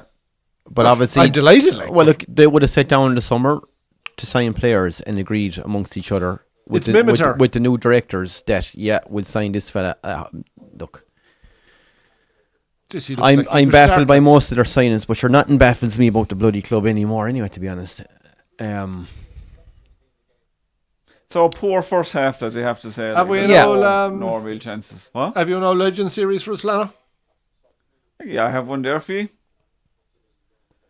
It's kind of break it up, because if we do any more talking about Ten Hag, my head might United, explode. No, I think we're done. I'll have a Legend there for you, lads. The misery is just... Yeah. I like to hear it, but I'm not sure does everyone want to hear it. No, it's fair enough. But we are watching the United game. We go to Wolfhounds Bar. Yvonne, we'll do a night somewhere for our fans at some point in time. We'll be doing road shows hopefully this time next year. Croke Park, we'll maybe. Be out. Croke Park, I think, are looking for us. Yeah, we're just trying to get the deal done. Wembley, anywhere else we're thinking of, fella? Coffees. Those would be the top three. Yeah, I think so. Yeah, top three. So, nightclub. That time of the match again where we do our Legends series, Who Am I? Rory, Rob. I'm not sure. Yvonne and says, are you any good at soccer teams? No, I have no idea what the questions are. Flano is looking after it now, so we'll have a pop. Shane, we did it right last time, wasn't it? Last time, yeah. Who are we? Sammy Eto'o? Sammy Eto'o, yeah. I've no doubt he's trying to make this harder. He's only interested in making us look foolish. Flano's going to be out for payback now. He is not interested in making us look good in any way, shape or form. Or friendship or anything like that. No. This cutthroat. No. Social media is vicious. Okay, here we go. Legend series, Who Am I? Straight onto the reveal. Just for us, though. Yeah. So, and anyone watching, fire in your guesses. It's not Paul McGrath, Rob. So I was born on the 11th of December 1968 in Perugia, Italy. Oh. No. So I do the quick maths, okay. Started and finished my career with Perugia. I played in Italy, England, France and Scotland. Anything peeking there for you? The Perugia is definitely... I should know it even by that, but I don't. Should you? Yeah, that's ringing a bell for someone. But anyway, I was thinking of a goalkeeper, but I don't think it's him. Well, okay. Oh, any guesses out already? I got to give it a very early guess. Okay. Gattuso. Oh, Gattuso. Okay. Italy, England, France, and Scotland. Did he come to England? Don't think he did. He played in Scotland. That's Scotland, I'm thinking. I was just going for one of these. I want to get one really early, which, you know. You want to hurt me? I want to hurt you. You get nothing if you don't try, Shane. No, exactly. Put it out there early. Here we go. I have played as a winger. Well, you should have waited for that one. I should have. Chances are, after 2 bits of info, it's going to be wrong. I took a shot. I took a shot. And Flano gave you the hope. Oh, yeah. I have played as a winger and favoured my left peg. And at 6'2", I was an excellent header of the ball. Ooh. Gattuso still there, so yeah. Oh, yeah. I'd say he was just under slightly 6'2". under 6'2". Yeah. I was 5'2", maybe. I was part of the Italian squad at Euro 96. So a tall left winger played in, what was it, in Italy, France, England and Scotland. Yeah. Oh, this is a guy who goes on to either Rangers or Celtic. Oh, surely. We'll move on. Any guesses? Have we any guesses? Nah, go on. They're like ourselves now, they're confused. I'm a poker player, Benny. I joined the Premier League in 96 and scored a hat-trick on my debut versus Liverpool. I was the highest paid player in the Premier League. Oh, I have it. Despite scoring 16 goals, my club was relegated. Lost FA and League Cup also. Play with Middlesbrough. The The grey-haired fox. Possibly. I was thinking him or else Juninho, but no, that makes more Rory sense. thinks Di Canio. Oh no, sure, he was an Italian lad. Yeah. Okay, yeah. Rory thinks Di Canio. Yeah. No, Fabrizio. it's not Fabrizio. Fabrizio. Are we going for Ravanelli? So We're going for Ravanelli. I didn't realise he was a winger. I thought he was out no striker. Well, we could be wrong yet, yeah. Nicknamed the White Feather, I suppose that's the one. I am a Champions League winner and have won Serie A and the Coppa Italia with Juventus and Lazio. I have played for Derby County, Dundee and Marseille. Dundee, wow. Yeah. Wow. That was thrown you off too. No way on earth would I have got that one, no. About Dundee. In Juventus, I partnered Baggio, Vialli, Di Canio and Del Piero. Wow, that was some strike force. Holy shit. I joined Middlesbrough in 1996 for 7 million. I earned 22 Italian caps between 1995 and 1999. And then the last bit of information, my name is Fabrizio Ravanelli. My address is. Put up an air code. Anyone get it yet? Yeah. And the big reveal, he was lethal in fairness for the few years he was around. Fabrizio Ravanelli. He was I didn't realise he'd won a Champions League with Juve. Yeah. Was that the Champions League that beat Milan on penalties? One of the worst finals you'd ever see. Dreadful. 2 Serie A's, 2 Coppa Italias, 2 Super Coppa Italias, 1 UEFA Cup. Oh, they didn't win anything with Middlesbrough. No, I thought they scraped an League Cup or something. 521 club appearances, 190 goals, 22 international caps, 8 goals. That's not a bad return. No, not a bad return. I'll give you that, Flan. I'll give you Fabrizio. Yeah, Fabrizio was one of those super confident strikers, wasn't he? He was. Did not realise he came as the highest paid player, though. Wow. There you go, yeah. Because they would have had Juninho around that time as well. No, was he? Did they not play together, Juninho and Ravanelli? No, they didn't. Don't think so. Oh, go away. But one of those. I thought I might get you another while. I thought I actually had the nickname earlier. I said no, I can't put that. No, they gave it up. Sure. Yeah. If you had him in your head at all, you would have had it confirmed. I suppose when the fact that they are legends, the fact that it's kind of hard to disguise. Yeah, it is, but sure, you're just trying to like you'd hope we'd get the majority of them if we know anything about bloody soccer. Like, Twas Dundee gave it away for me. You're an expert in the Scottish soccer, Scottish football almanac. Yeah, you never miss a Dundee United Christmas annual. In fairness to you, Dundee. Yeah. Rory, we're going to have to sit down with a couple of cans of Guinness and discuss Ole Gunnar Solskjaer in detail sometime. Oh, Jesus, make sure we have advance warning so that we can be out of the country, preferably. Different pub at least, anyway, Doc. Different town, Vlada. I'd be afraid that we'd even bump into them later on when they'd move, you know? That's it, yeah. There'd still be a smell of them. Yeah, look, the hope, I suppose... It was all positive during the summer for United as regards off the field stuff with the with all the board members that have been appointed, all like best in category fellas. You're talking, all headhunted from top clubs. So you'd be hoping Lindelof is on. You'd be hoping going forward, maybe the choices off the pitch will be a bit better. Maguire was injured, sure, gone off at half time. He looked like he wasn't coming back on. Who have we now? Oh, Matthias De Ligt is on. And Lindelof is coming on for who? I don't know. Jesus, a big man. He's been hit and miss. He's been. I thought he was absolutely dreadful the other night against Porto. He was. But the other thing, then, there's been games in where he's been very good. So you're just hoping maybe it is iron out a few things. New team getting used to lads. Martin Keown was giving out about him. He reckons his positioning isn't what it should be. I wouldn't have a clue, but you're seeing a legend like you that questioning him, like. Well, the funny thing about Keown and Simon Jordan and Talksport is no lad for holding back on him. The year of the Invincibles, he only played a handful of games. Injured or no? He couldn't make the team. Really? Yeah, no. Who had you there? You Tony Adams and you'd Gallas was hardly there. Was it Sol? No, was it Sol? No, he wasn't there. Oh, he was at Spurs. Sure. No, later. Was it Gallas? Could have been Gallas. That's because Gallas would leave to go to Chelsea wouldn't he? Yeah. And you'd Ashley Cole obviously then as well. Yeah, but no, Keown only played a handful of times. That season, but he played a lot for them overall. Like he was teak tough as well. Like, and in fairness to Keown, he was. Yeah, he was old fashioned type. Old fashioned. Like he wasn't going to play a ball, and they were trying to play a ball. Like, no, but he's going to take a striker out of the game, I suppose. Yeah.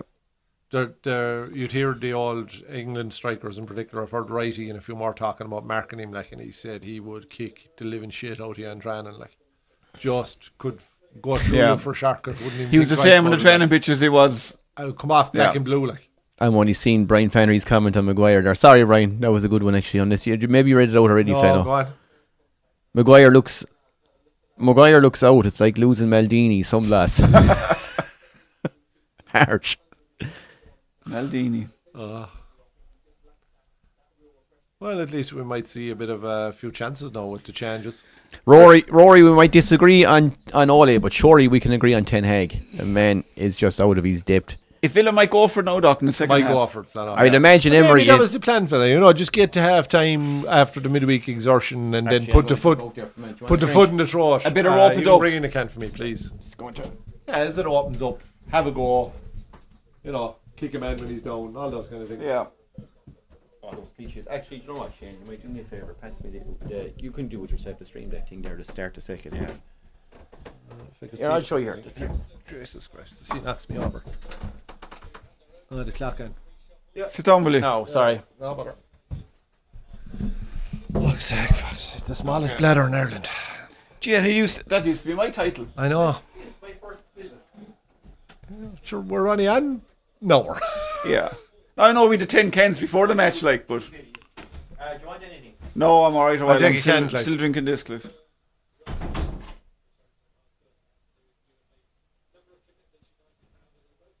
They must be bringing on Duran soon. I suppose, what's he coming on with, 2025? So you bring him on for, like, I suppose you want to take Watkins off. Well, he's definitely going to come on, like, I think so, yeah.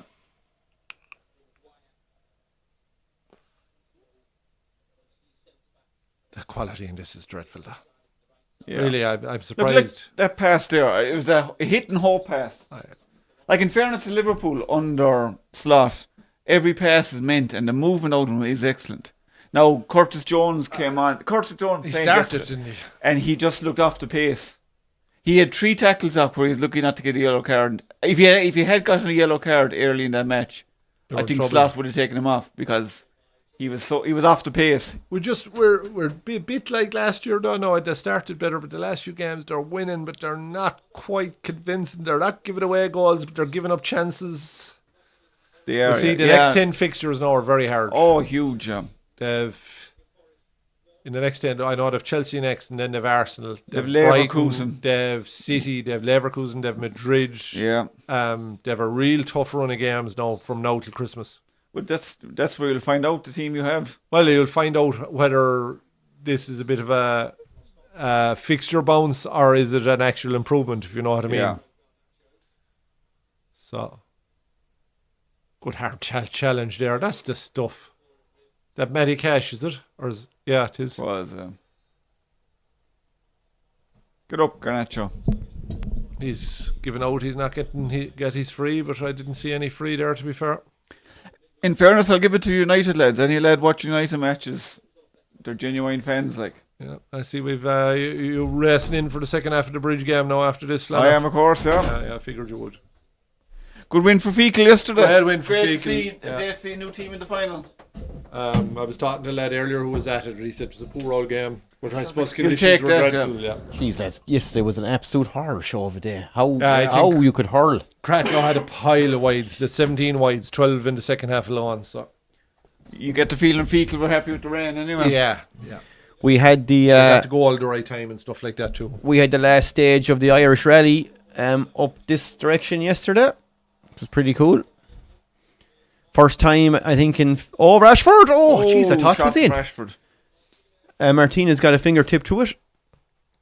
But But I think Rory's starting to sound like a cult member rather than a fan, by the way. You know, yeah. trust the process, early days. Got rid of some dead wood. I don't know. I'd be up. Is there a hymn sheet there that you sing off for United fans? Is there is there a which? a hymn sheet that you sing off? Oh, that's a great actually save. that's a great save, Martinez. Welcome, Paul O'Connell. Actually, speaking of keepers, Rory was a goalie too. Good Was goalie he? as well, yeah. Paul is not a Bridge fan. Oh, to you, be fair, Paul? Paul, the rest of Clare is hoping not to Bridge. But you're- Unless you're from Six Ball Bridge, you're the only one. And you know what? From. Like, Paul's Clonlara. I wouldn't begrudge anyone winning it, but just for the sake of Clare hurling, it would be nice to see Fecal or someone win it. Or Aina Killamona win it. No, Fecal haven't won it since '88, and Aina Mona have obviously never won it. So To be some final if it was the two of them. Tud, Yeah. brilliant. I just, with the Bridge now, Bridge or cutthroat. They know They to smell win. it. They smell Yeah. a title. That's it. Smell of it. But yeah, you know, first time in 42 years, Clare has staged any bit of a rally, for the national rally, say, and first time I think in even longer than that they had the Land Rover Defender racing series going on. It so it was pretty cool. There was a Land lot Rover of Defender. up through the forestry, up the road, up the mountain. It was pretty cool. were they all the old Land Rover, let's say, yeah? Yeah, the Defender bodies, but obviously they're all done by the same company, so the cars are all the same. All right, okay. Do you know what I so mean? It's So it's down to skill of the driver. Solberg, the WRC World Champion in Oh, God. Was he 2019, here? came over to race the Defenders. Jesus. Yeah, it's the first time, as I said. So it was the first time in 40 something years it's been in Clare, right? But it was actually the first time in over 40 years that they've had that Defender series on in Ireland. And did So you it see was a that? big Did you deal. see that yesterday? Corner. Yeah, no, it's Oh, cool okay. now. Yeah, some roar of them. But your conditions were absolutely horrific. Like, it was pissing rain and the wind was lay pissing. off the old accelerator a small bit. Oh, I'd sure, say they were- yesterday. No, in fairness. They were kind of drifting through the whole thing, I'd say, with the wheels spinning. And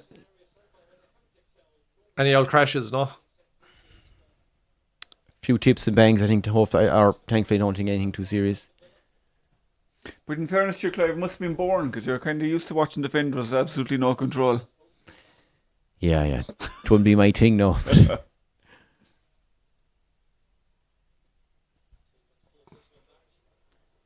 Oh, good strike. Nice shot. Onana looked like he was, I'd say, it as well He wide. wasn't too worried about it anyway. He didn't move. He's a good all right back, Cash, isn't he? He's solid He is, out. He's yeah, gone yeah. a good few years now from at a good level, like. He doesn't sound Polish with a name like Matty Cash. does he? No. I would have thought maybe one of those kind of American surnames that sneaks into the Premiership through born and bred in England with an American father or something, you know, kind of a thing. Andy wants to know, was there any discos? I presume that's some kind of rally reference. So I'll leave that to your mechanics. No, brain. any Land Rover Discoveries. No, it was all Defenders, Andy, all Defenders. Souped up, shall we say. Not your typical... Actually, as I said to my father during the week, I'd love to actually see him in the old, pure old school Defender with nothing on With it. the leaf strings. To be about 7 miles an hour up along the road. And the lads inside getting fucking rattled. Yeah. We need a colon stat. I've just lost my tailbone. Oh, Christ. I passed a good few of them. I was heading out here yesterday. I passed a good few of the actual rally cars on the road. So it was all around East Clare. It was cool now, in fairness. I mean, it's great to see it back and hopefully to be back again. So they were here and they were above, I think, near Scarf and Killinane up. Sure, Okay. I don't know where exactly. There's some back but if roads. they did any of the back road between Killinane, Scarf, heading towards Gart up that direction, that road is unbelievable now. There's bound to be a good bit of footage of it online. I must have a look. I have a pile of videos of it from above, so I'll send them on. Oh, Nice turn. Here we go, lads. 4-on-4 here. Yeah, true, Andy. As I've often referred to them, and no one's going to tell me otherwise, they are a passenger tractor. That's what they are. Is there any chance you give Hines now lifting it someday, Andy? Might fix his back for us. Couldn't make it any fucking worse anyway. You wouldn't give him the chiropractor, no. No, fuck him. Yeah. That fella has given fucking chiropractors more money than... Benny would have he'd have 12 defenders bought on the He money would. he's blown on chiropractors. And physios. I just think he's paying for a rub, to be honest. So do I, just that contact, you know. Yeah. Someone to love him. He's lovable. Sometimes when we touch. 70s.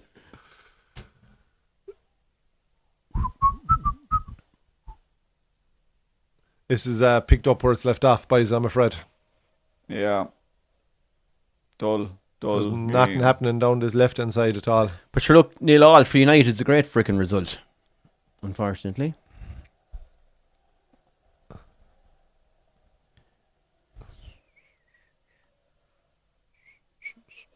I suppose there's an extra point for you, like. Well, Ten Hag could walk out of there absolutely buzzing with 0-0, going, wow, Sure not. clean sheet, 1 point away to Villa. Probably isn't a bad result for you. No, it's not. It's not. But you know what? I just want the fucker gone. Just want him out the door because Jesus. they're going nowhere. You really hate that man, Cliff. Yeah. No, I've lost all patience now. I'm done with him.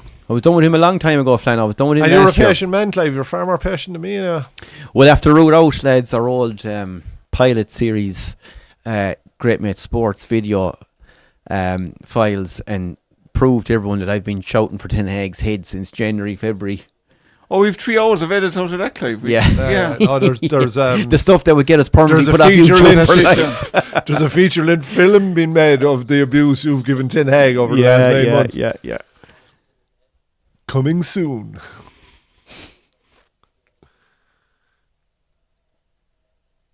And Marcus Rashford.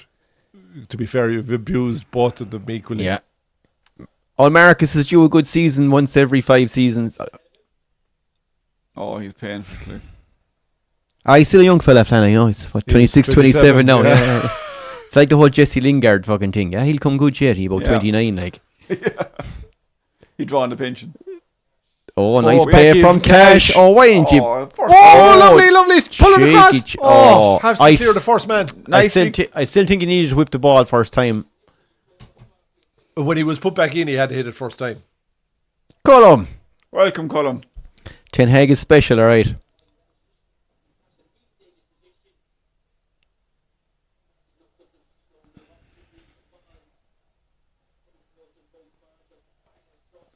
What is the opinion of anyone watching? Do you think Ruud van Nistelrooy is sitting there waiting to go, yes, straight into the job as interim? Or are we back to the Ole Gunnar Solskjaer thing then when you bring in a... Now, Ruud van Nistelrooy has more experience than Solskjaer has. He's was a PSV, so he has some bit of a resume. Oh, here we go. Here we go, Liz. Oh! Nice little move from Villa there from Red the shot from corner. the edge of the box from Tielemans. Onana with a good save. Onana. A bit of a theatrical drive from Onana. Well, we'll see here how far into the corner, or is it? Watch. It is too close. Catch Sound the it. foot. It's curling in towards him. Look, still a good save, but save. if that beats, Quote Brian Flannery, Bonner would have held it. he wouldn't. He He's didn't, fuck. he didn't hold the one that counted. No, I still haven't forgiven Donadoni. And not only does he fucking parry it back straight to... Oh, no, he parries it back towards the middle of the Yeah, ball. yeah. He then decides to fucking fall out and have a snooze over the fucking end line. Yeah, The yeah, lead yeah. ball fucking... I was really talking about the Ten wide Hag open. grudge. Oh, Going back to 1990. look, it's a pound. And falls down to pick it up. Scalacci, empty net. Oh, Donadoni had some bull toe on him, boy.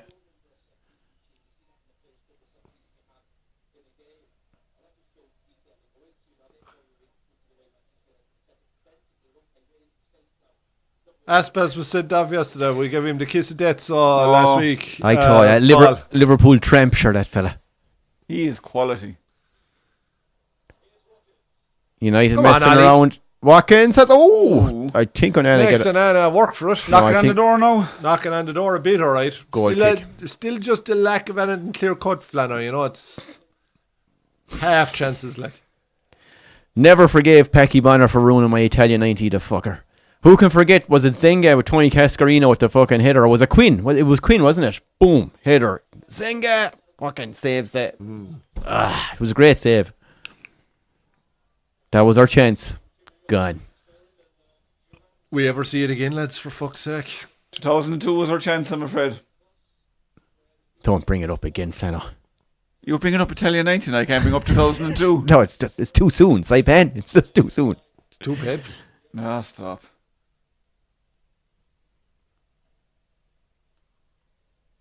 Come on, Duran. Come on and get a goal. It's setting up for him, isn't it? Oh, lads, Jamie Carragher. Duran. Goals on film is all he had to say. He just says, Duran. He knew it was there. He just couldn't get there. He had nothing. Some goal, though. That was our Thunder Bastard goal of the month, I believe. It was our September Thunder Bastard goal of the month. If you have not seen that, folks, check out our Thunder Bastard goal of the month series. Find it on YouTube and TikTok. At GreatMax Sports will find us. Like and subscribe, please. Always Follow appreciated. Whatever else.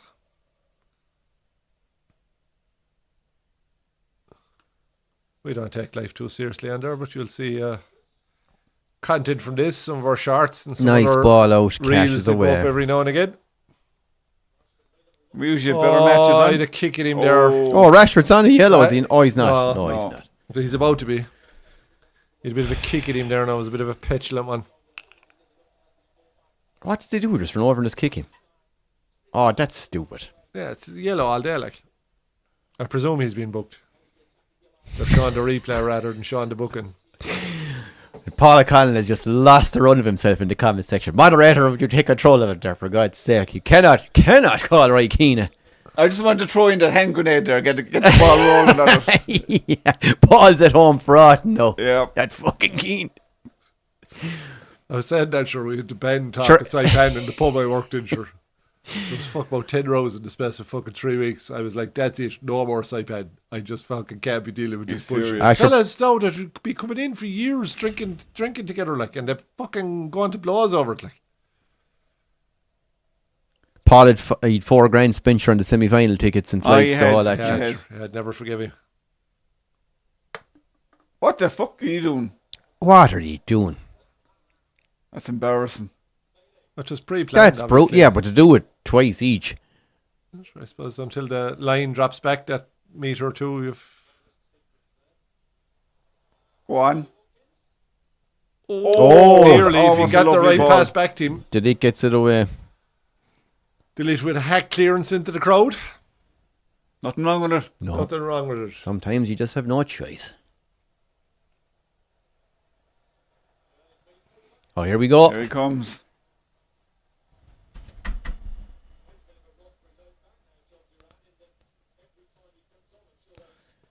The old caffeine boost before he goes on. Whatever works. Cheating. Oh, nice long throw there. I see someone in the comment section had the audacity to call Tom Brady a cheat. I was watching that. Deflate gate. For fuck's sake. And then you had scientists coming on, right, saying, right, so if the ball inside here is at this temperature, if you bring it out to this lower temperature, or it's at this pressure in this room, you bring it out to the outside temperature. Oh, hold on. Rashford giving just him be the warned. Is Rashi in Warren. trouble? He'll be in trouble the next one. It's time to get him off, manager. Oh, don't tell me.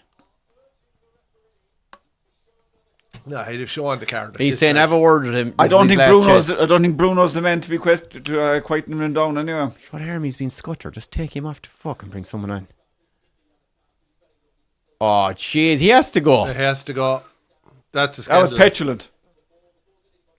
Oh, Rashford, yeah. Look, That's a yellow that's a one. yellow Yeah, card. That's Oh fucking my disgraceful. God. over That's the terrible referee. ref. got away with that one. That's a guy who 100%. doesn't That's a guy who's give a looking- shit. No, what? That's a guy. He's looking to go off. He's looking to be sent off. He should have been sold. Yeah. That's a disgrace. That's a terrible The decision. ref bottled that. Xerxes coming on. Duran's coming on. Which one of them is going to be the hero? Bailey, is it Bailey hitting the is road? off. Bailey was poor. Yeah, that's a scandal to God, Paul. He should have been sent off 100%, Paul.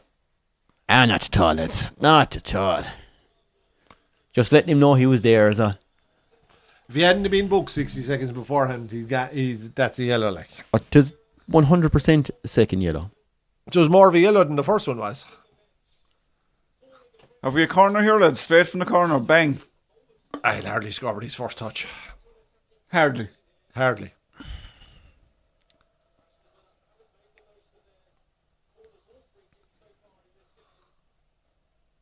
Yeah, they could do with the old Arsenal corner coach. Their free kicks have been pulled. Shinner over the bar. I don't rate him, lads. There's an awful lot of hype about. He's up there now with Calvert-Lewin for me. Watkins and Calvert-Lewin. They're these two overrated fucking.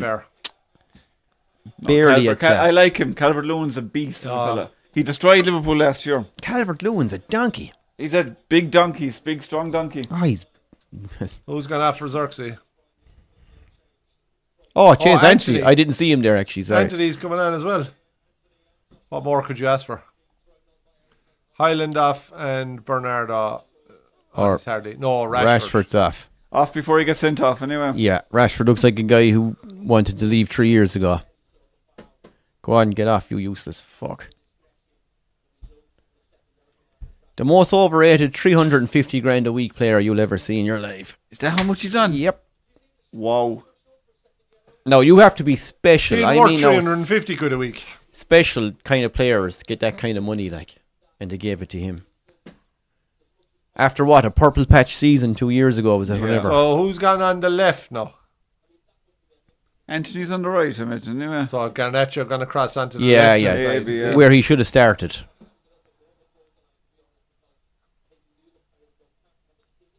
You'd wonder, lads, like, I don't know the politics that goes on with contract renewals and stuff, but you'd wonder, is there stuff in a contract that says, if I'm fit, I play? Is there anything like that goes on? Because I'm looking at the Marcus Rashford thing over the last There would be year in the NFL. And you're just going, it's baffling. Like, there's no way on earth. I've never heard of it in soccer.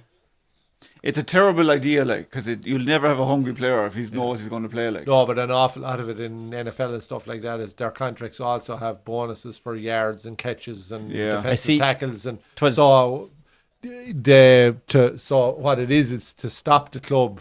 Say you get a bonus for 20 sacks in the season, right? Okay. And you're on 18. I can't stop playing you just to stop getting to your bonus.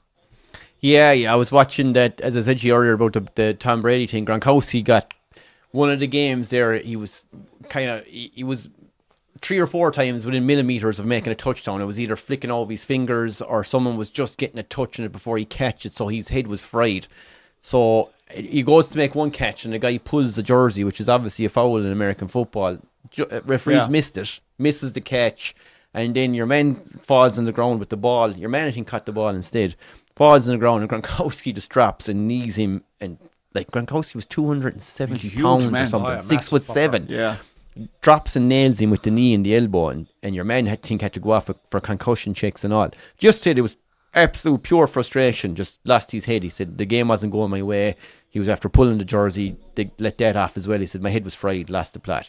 Came out afterwards, apologised, whatever. Banned him for 1 week, so he misses a game.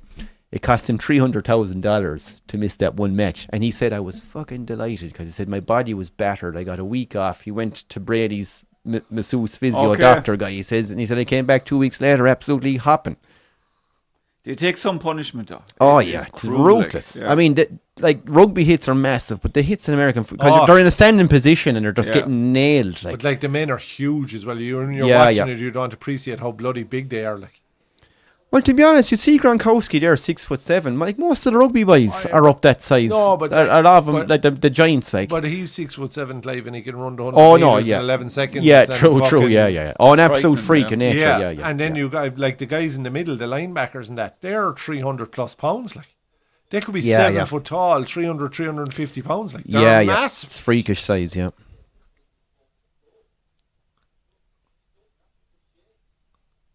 But he'd blown his knee out a few times in the whole lot. Gronkowski had a shitload of injuries. But they all have playing that sport. It was just brutal. Well, especially the boys who are catching. Because you're getting nailed the second you grab it. You know, you're watching the ball, you get it, and there's a guy hitting you who's flying through the air with his full body weight. That's his full focus, just to nail you, like. And then, as your man was saying, because Tom Brady's a physio guy, because Gronkowski was 6'7", all his tackles are coming from the waist down, because he said he's towering over most of these lads, so they're coming in to nail him around the hips, knees, fucking. That's where he's getting all the bangs, like.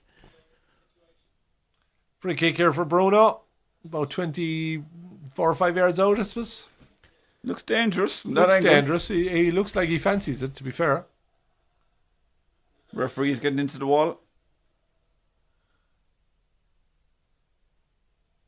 United have a wall and Villa have a wall.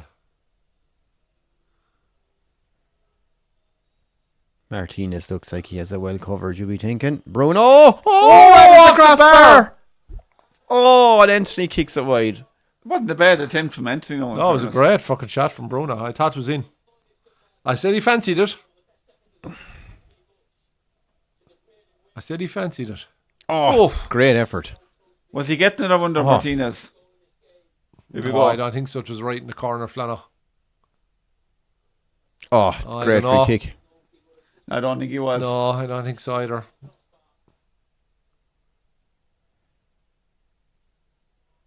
But you wait and see now. Watch Garnacho grow into the game now in the last 20 minutes because he's been moved out to the left wing. Like, it's not fucking...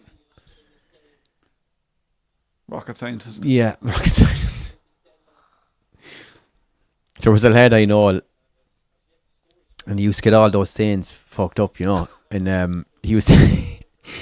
He came in. I was chatting to him one day, and he was talking about this fella. The guy he was talking about was this guy who he happens to find himself falling in every shop he goes into. He walks out to a car park and suddenly gets hit by a car. He's one of these guys he's been in court about 20 times for personal injury claims. You know, the luckiest man. It got to the stage where I think the judge. Remind me of something. It got to the stage where the judge is going, like, this is probably the fucking and there was an extended family of him. He's like, this is probably like the 15th time, he says, in the last 3 years I've had one of you or one of your family in for personal injury claims. He says you must be the most unluckiest people in the country. Yeah. So this guy was hanging around anyway, and the other lad who was telling me about him says, "Geez, you want to be fierce careful with him." He says, "Fierce careful.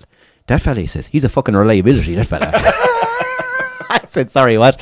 He's a reliability." Reliability. I was like, "Well, look, thanks for the heads up." Oh Christ! What did you think of there, Flana? 2 boys up the country, Doc.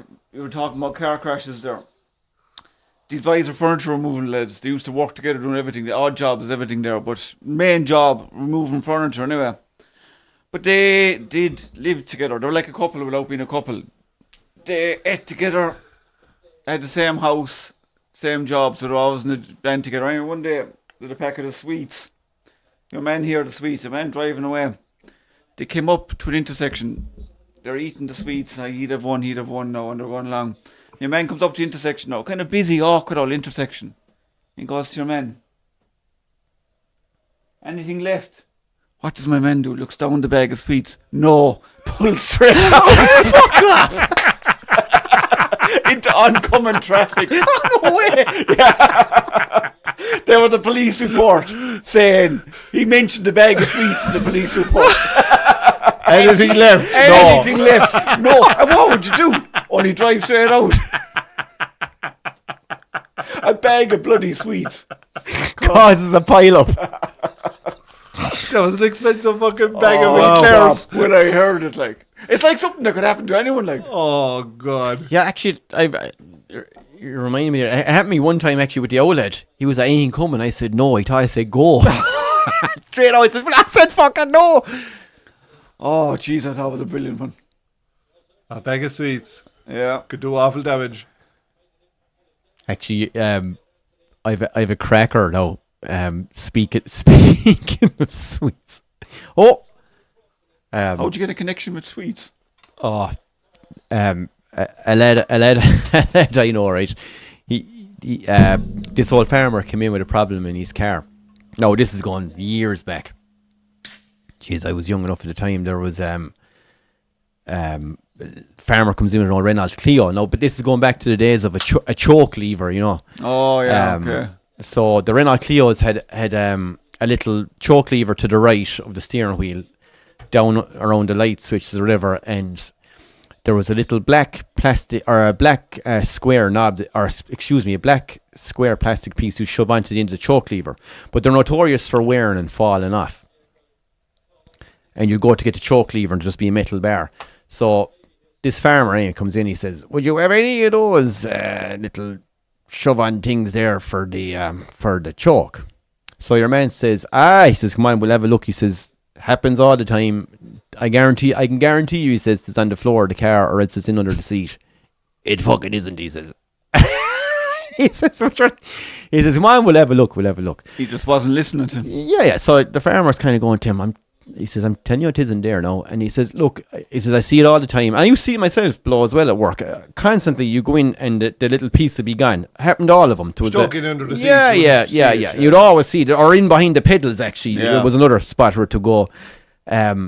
So out goes your man. He's there with the inspection lamp and he's down, he's lying around, he's twisting, he's under the seat. And he says, Jesus, I don't see it. Your man says, it isn't there, the farmer says to him. It isn't there.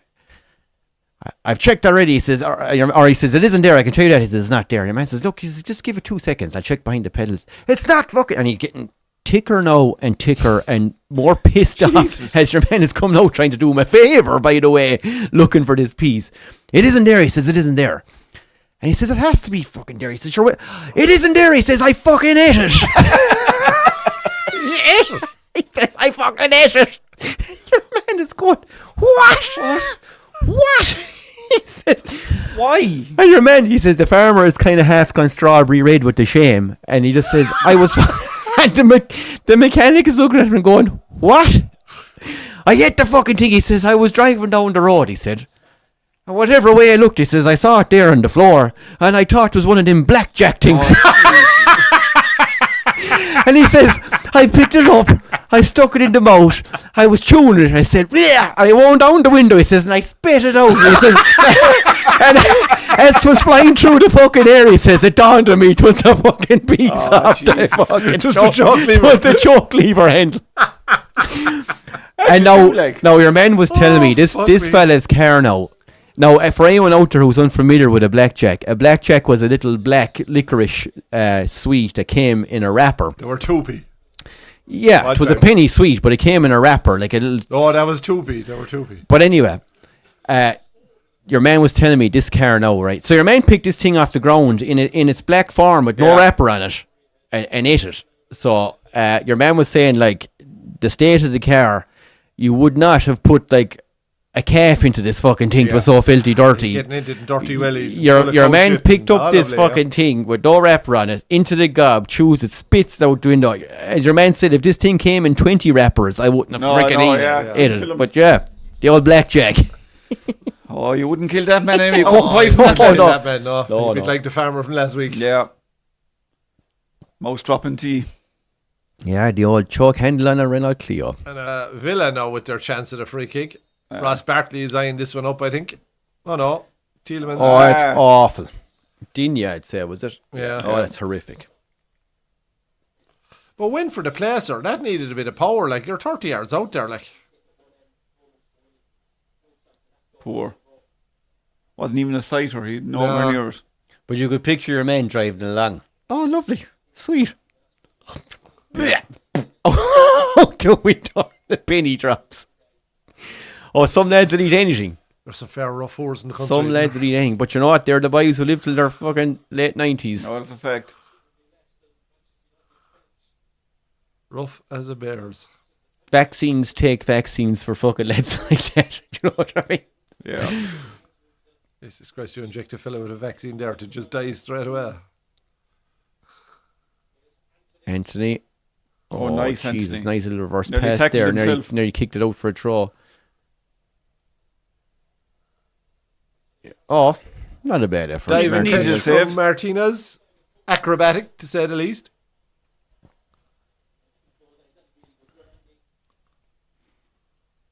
His kind of his signature. It was on target anyway. His kind of his signature move, which was found out after about 3 months. Yeah. Anthony cut onto the left foot and tried the far top corner. You can almost see every goalie now just shuffling across. Yep, Yeah. Here we go. Here's Anthony. Oh. Jesus. He's a bit of life anyway, Clive, in him. He's trying anyway, the poor bastard. But sure, he's trying to keep his fucking career going, I suppose, there. Linesman, I think you got that one wrong. That looked like a Villa ball to me. Ferris, Joe really amazed me that Ericsson hasn't been overrun in midfield at all. Villa have been... I feel like very flat, moved in there, like Barkley and Bides, is it? No, it's Barkley and Bides, was out in the wing. Tielemans. I suppose Mano and Tielemans are probably cancelling each other out. If you're John McGinn there now, he'd be running the legs off. Mano, there's a touch from Garnacho.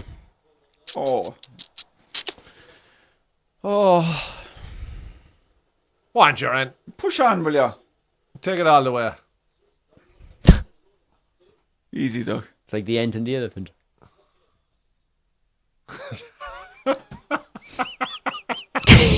Anyone that doesn't know that joke, I might tell it some night late. Very drunk. That was a Dean Morris joke. The ant and the elephant. Yeah. That was my one, no, but yeah. No, it wasn't. Well, not when I heard it. I heard it in Limerick first. You never had a joke of your own in your fucking life, you bollocks.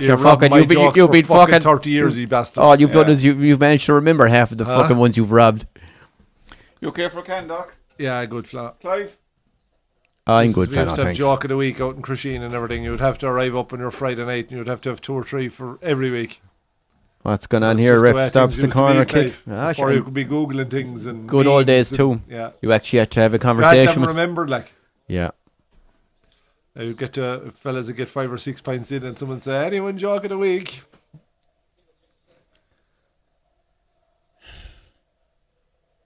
Ed and Daffy, and Donny Whelan and a few more. The crack would be 90. It'd be interesting to see how Brighton go against Spurs later. Are Brighton home or Spurs? I think Brighton are at home. I hope they don't go for the outrageously high line they did against Chelsea, where Chelsea absolutely tore them. There might only be 10 yards of space in the middle of the pitch. Yeah, and tired 20 players just 4 teams 3 yards from the halfway line. It's headed clear. 10 in the 6 yards in the middle. Garnacho gives it to Dallo and it's a hoof. No. Matty does well there just to find his teammate. Barkley's been very quiet too. He's nothing done. Yeah, but your Barkley what age is Barkley now? Could be 33 or 4 even. Like he's 31 or 2 anyway. So he's in for what? McGinn, is it? McGinn is injured. Yeah. Sure, there's probably no comparison there really in what they bring to the team. Like McGinn is full box to box. Yeah. Player, like.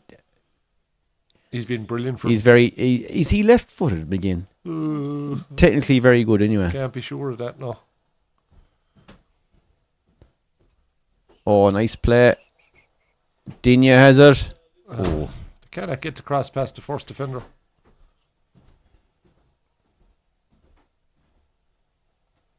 Did I miss anything, boys? Oh, no. Loads, Sherfana, loads. Zorksy, make a run, will ya? Have we a bit of 5 Live or anything, Clive, to brighten up my day? Because I have a couple of questions out there for you. Have you a few questions? They're like a bunch of lads who've never played football together. I swear to God, they're like 2 teams where the draw will do them both. No, I'm not having a go at Villa. I'm having a pop at United. What the fuck are they doing? 2 mid-table teams, but it's not being smart. That's what it looks like. Well, Villa look exactly like what they are. A small, solid squad that's been stretched by European football, and come the weekend they're struggling a bit, and they're flat. That's exactly what they are. We'll go for 5 Live trivia. Okay, folks. Get your guesses in the comments, folks. Now, I'm not saying I'm going to be cruel to you, but you got a few right last day now. So you're going to punish us today, is it? I told you. Wait till the next week's fucking Legend Series. If this now brings... he's probably going to bring athletics and everything into this. I was born in 1926. I played for Kaiserslautern. Yeah. Scunthorpe. I was captain for 3 years with Scunthorpe. No, I wouldn't do that to you, lads. All right, so 5 Live trivia. We'll go for... Excuse me. Better on the fair green, Paul. I 100% agree. Aye, Paul, no retracted messages. I'll let you off with that one. He's deadly for retracting the old messages. Yeah. Maybe it's a spelling mistake. I'll allow it. Okay, Clive. Nothing passes us. Okay, question 1. Where did Liam Brady finish his football career? This is with the international break in mind now, lads. I said I'd throw a few all Irish internationals into. God, I was going to go crazy and say St. Pat's or I was something. going to say St. Pat's as well. I'll give you a guide there. Is it in Ireland? No, it's a Premier League team. Oh. Typos. Okay, Paul. Answer that question. You're right. You would see better in the Fairgreen, Paul. It's a pretty poor watch, right? Liam Brady finished his career, so he would have gone from Arsenal to, was it Juventus? Juventus and he was Fiorentina as well. Yeah. Was he Fiorentina too? Yeah, he was, yeah. Where did he come back to? Oh, God. So what? He was with Arsenal. I'm going to say London. I'm going to go Fulham. A pure guess, because I'm guessing he was based out of London. Okay. Yeah, I don't know the answer to this either. You having a pop? I got to see someone like Bournemouth. All They're right. now in the Premier League. Okay. And the answer is West Ham. Oh, West Fuck, Ham. yeah. Fuck, I forgot that. I had a feeling it was a London team, but anyway. Paul got it. Did you get it just before the... That absolute cracker of a Well goal done. he scored fucking left-hand side into the far left-hand top corner. That was for fucking West Ham. I should have known And here's that. one for Benny. Stupid. He was Brighton manager for 2 years. Was he? Yeah. No way. There you go, Brighton, Benny. That's your go-to answer. Benny would have known that. No, he would have known that he was Brighton manager for 2 years. Yeah. So we'll move on to question number 2. Welcome, Eamon. Eamon, how are you? There's a man with great eyesight, lads. Eamon, are you sick? Clive, you have company. This is a United man now as well, so... Good to have you on board, Eamon. Yeah. God knows this is a tough watch. Made even tougher when you're sitting beside 2 Liverpool pricks. You're keeping very bad company. I know, yeah. With which I try Irish not to. club did Bobby Charlton have 4 caps? Oh, I saw this recently. Wow. Because I know George Best played for Cork, or was supposed to turn up or something. I think he played once and he terminated his contract.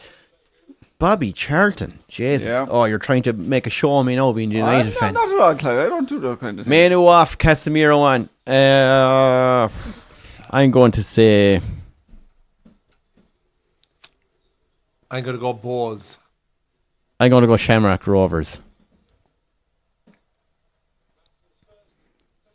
And the answer is Waterford United. Gosh, if I was here for Holy Christmas. cow. Has he got family from there, no? He had connections with... Because wasn't Jack used to go down there fishing all the time or some Jack shit? was a lot of, but he was 38 years of age. What they used to do, when you say George Best, you had like Jeff Hurst played with Cork as well. Some German internationals played as well, but they used to kind of... This was their payday. Yeah, turn up for a fucking... they'd look for the percentage of the gate, like. So that's why he played 4 games. Yeah. Nice bit of the I gate. think Best turned up for Cork once and missed the rest of the games. He was in angers. Not if I was there till Christmas, I'd have got it. Yeah, well, it's one of those ones where you're kind of know you don't. Yeah. Generally, most questions are like that. Not really, no. You have an idea. Oh, sorry. Amateur hour here, folks. Sorry. Now, question number 3 in the 5 Live. Which super middleweight fighter retired in 2008 with 46 wins, no losses, no draws? Calzaghe. You came out of the blocks very quick with that one. Clive? Yeah, super middleweight. Has to be Calzaghe. Why do you reckon that now, Doc? I know he'd 40 odd fights and he was undefeated. I'm just thinking timing wise is about around then as well. I do look He didn't gorgeous. get- he didn't I got The confirmation Welsh Dragon. there. He didn't get put. Brian, how are you? Doc, I have to say, another United man. Maybe. They're coming out of the woodwork, fella. The first time getting a result in how long, and they're all out of the woodwork. That's morbid, no? All United fans welcome at Wolfhounds Bar. Yeah. Yeah. I know. Gets insufferable here. Everyone is welcome. It everyone gets is welcome. insufferable here at times. Oh, Welcome, Brian. slot this, slot that. We've done Jeez. very little talking about Liverpool, Clive. The only Liverpool game we watched. United You going were in it. Calzaghe? I thought he got I'm going poked at the end. Calzaghe. I don't know. Okay, right. I wasn't sure if Have took you it. had any guess? No, I'm not going to. I don't know. Yeah, Get well in. done, Doc. Who's that, That was Harry? his boxing boy. Well done. What's your answer, Clive? I didn't answer, sure. I went with Shane. Okay. Question 4. He said that no. It was wrong. He'd be like, no. Paul fuck McGrath you, left Villa for which former Premier League team in 1996? Farmer, yes. Joe Calzaghe, by the way, he held on to the super middleweight title for for 10 years. Yeah, he fucking Fought 20. beat them all. 20. But actually, no, well, hold on now a second. There's a big difference between holding on to a title, but he actually defended it a bunch of times. 20 people. Not he like these lads No, nowadays. no, You do no, one fight a He year. was top class. he was top Highly class, yeah. underrated boxer. Up there with the best of all beat time. Eubank. Jones Jr. he beat. Yeah. A lot. He that's crossed kind of generations Yeah. as well, and he fought them all. Jeez, I was actually watching a thing on Chris Eubank during the week. He left your man branded after a fucking absolute Yeah. vicious fight. Fucking hell. And your man was thumping him. He just happened to... Your man had the fight won. It was the 12th round and Eubank caught him with an absolute haymaker. And that was it, down like a sack of spuds. Got up, I think, went down again and ended up fucking... The poor bastard was never right after it. That's boxing. Eubank was just doing, it was, Yeah. it was, and in fairness, himself and Eubank are great friends. They've become great friends over the years. But Paul McGrath. Paul McGrath left Villa for which former Premier League team in Did he go to West Brom? '96? I'm going to say West Brom. So, Paul McGrath. Let me think. I'm trying to picture him in the jersey. Yeah. Okay. Who are you going with, West Brom? Yeah. Just thinking it wouldn't be too far from Villa, and he was probably living at home. And Yeah. Yeah, what's up around Birmingham? It was hardly fucking I'm Stoke going to anyway. have to push you for an answer now, Cliff. Oh yeah, fair enough. Actually, you know what? I might go with Wolves. go on. I might go with Wolves. Sure, go with something anyway. Survey says Derby. Fuck Alright, it, I okay. actually came close to saying them too.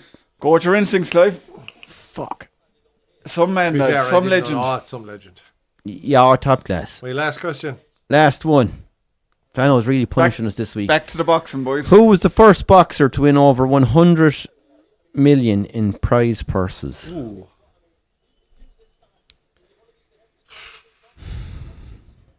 Well, it has to be a modern boxer. Modern-ish, anyway. Or else they had a hell of a lot of fights. Sure, back in the 90s, sure, it would all add up, but I suppose they'd hardly add up to that, though. Yeah, you're talking 100 fights that time, be about $1 million a fight. Yeah. A million back then was massive. Um, Obviously, the low-hanging fruit, you go, flight. someone like Klitschko, or just as things were starting to get bigger. But who was there first? Klitschko Gotta be a heavyweight, Klitschko or anyway. Mayweather? Who were the first? I don't think in their Mayweather pomp? would have got there. Having a good think there, boys. That's a good question. Yeah. You give us a second, Fana. It's all right. I'm going to say Lennox Nothing happened Lewis. in the match. Lennox Lewis. Kind of came in at the tail end of the Tyson era, fought for a good while. Oh, he did A fight lot of Klitschko fights. too. Money would have been starting to go up towards the end of his career. Yeah, but still, to get to 100 million, that's He's my some guess. amount of fights. Okay. He was that's- a superstar. Unless you're getting 5 to million a fight. Fucking 20 million for a couple of the fights at the end, like. Jesus, I'm trying to think. Big money in it, lads. Come on, Clive, give us an answer for fuck's sake. Who did you go with, Sodak? Lennox Lewis. And if it's just 100 million in prize purses alone, I think I will go with Floyd. Okay. Because I'm trying to think of lads before him You're both wrong, lads. who could command money like that. You're both wrong. That's all right. Give us the answer. Tyson Flana? No. Jesus, surely not. Yeah. Sugar Ray Leonard. Yeah. Whoa. What? Way before I'd have thought. Yeah, 100 we wouldn't think so. million. 100 million, yeah. A lot of fights. A lot of fights. Fuck Yeah, me. but Jesus Christ, above. No, I That's, wouldn't have got it if I was No, here till fucking it was a Christmas. good guessing. Like, no. sure, what was his era? Oh, sure, fucking 80s. mid-80s to late 80s. Holy fucking Christ. No, I couldn't believe it when I read it. Sure, But that's Durant prize and prize purse money. Hearn Yeah. and all those. He'd have been fighting them, like. Wow. They probably got a better taste for it back then. No, too. they were huge fights, those Yeah, fights. they Like, were but huge. That's fucking But what, massive. are they taking a cut of the fucking attendance or what Sure, way? depends on what way the deal is structured. Jeez, like. I would never have thought there was money like that available. Probably more back honest then. money back then. Speaking of the fight, lads, are we looking forward to the one next weekend? Can't wait. Anyone out there who's into their boxing, be sure to tune in next Saturday night. Better Bia versus Bival. It's going to be an absolute fucking... It's going to be sensational. Are we looking at a sniper versus a shotgun here, or are we looking at fucking... Both lads can bring it if they need to. I can't wait to see. Without getting into predictions or anything, but for me, if it goes 12 rounds, Bival is winning. And if it's Berbatov or Beterbiev has to stop him, like he has to fucking knock him out. Like No, Berbatov is stopping him too. Berbatov will stop him too. He has to knock him out, like because your man is so good and he's so precise, and he won't beat him on points. My own opinion is that Bival goes 12 rounds every time he fights, pretty much, but he wins them unanimously. So him going 12 rounds is nothing to him. Beterbiev usually. Here we go! Oh, Corner hits it straight off Delo's back. Jesus, that was it. That was a bad finish. Why didn't he Do you know what? Delo doesn't deserve to get the block here because he turns his fucking halted. No, but if he goes to far bottom corner, he turns his halted. Turns his halted. He doesn't deserve the block. If he goes for Johnny Evans here in the back post, it's going to ricochet in.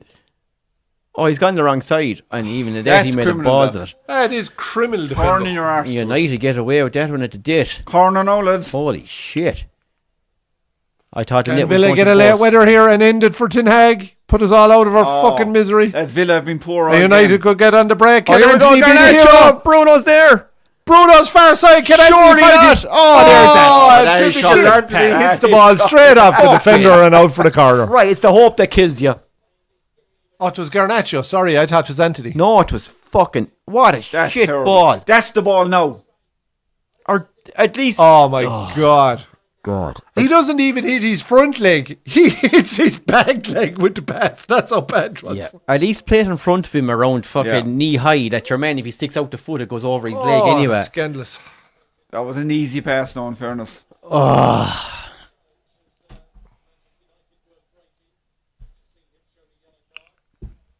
2 minutes to Corner for go. United. No Maguire to save he like against Porto. Oh, here we go. Here we go. Delish, the biggest man on the pitch. Boom. Can knock off that Or question right now, Xerxes. Clive. Oh yeah, sorry about that. Sugar Ray Leonard scores for Man United. Another corner. There's a better chance of him putting away first before any of these guns. Geez, I can't believe that flat It's not, yeah. Massive Never in money. a million years would No, I I thought they would could never have made have money got it. like that back in that thought era. it was- I would have thought.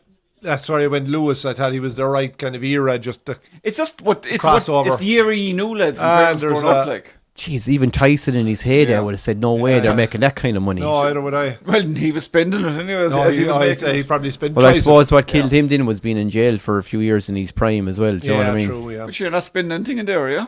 No, but you're not getting Just the prize only time purses he didn't either. Spend money, I'd say.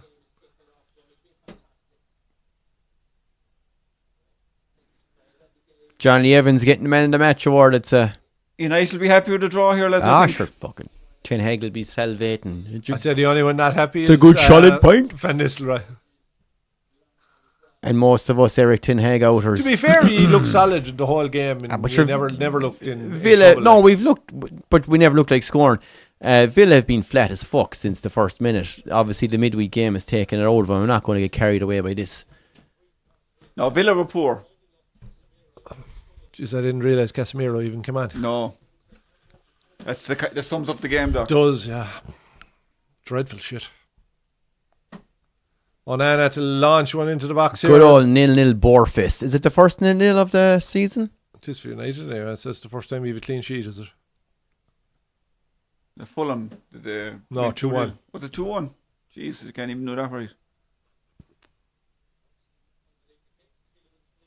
Oh, they had a clean sheet against Southampton, had they? Gee, was it 3-0 in the Southampton game or 3-1? Yeah, they missed the penalty first, Yeah, and then yeah. they just capitulated after that. So your second clean sheet.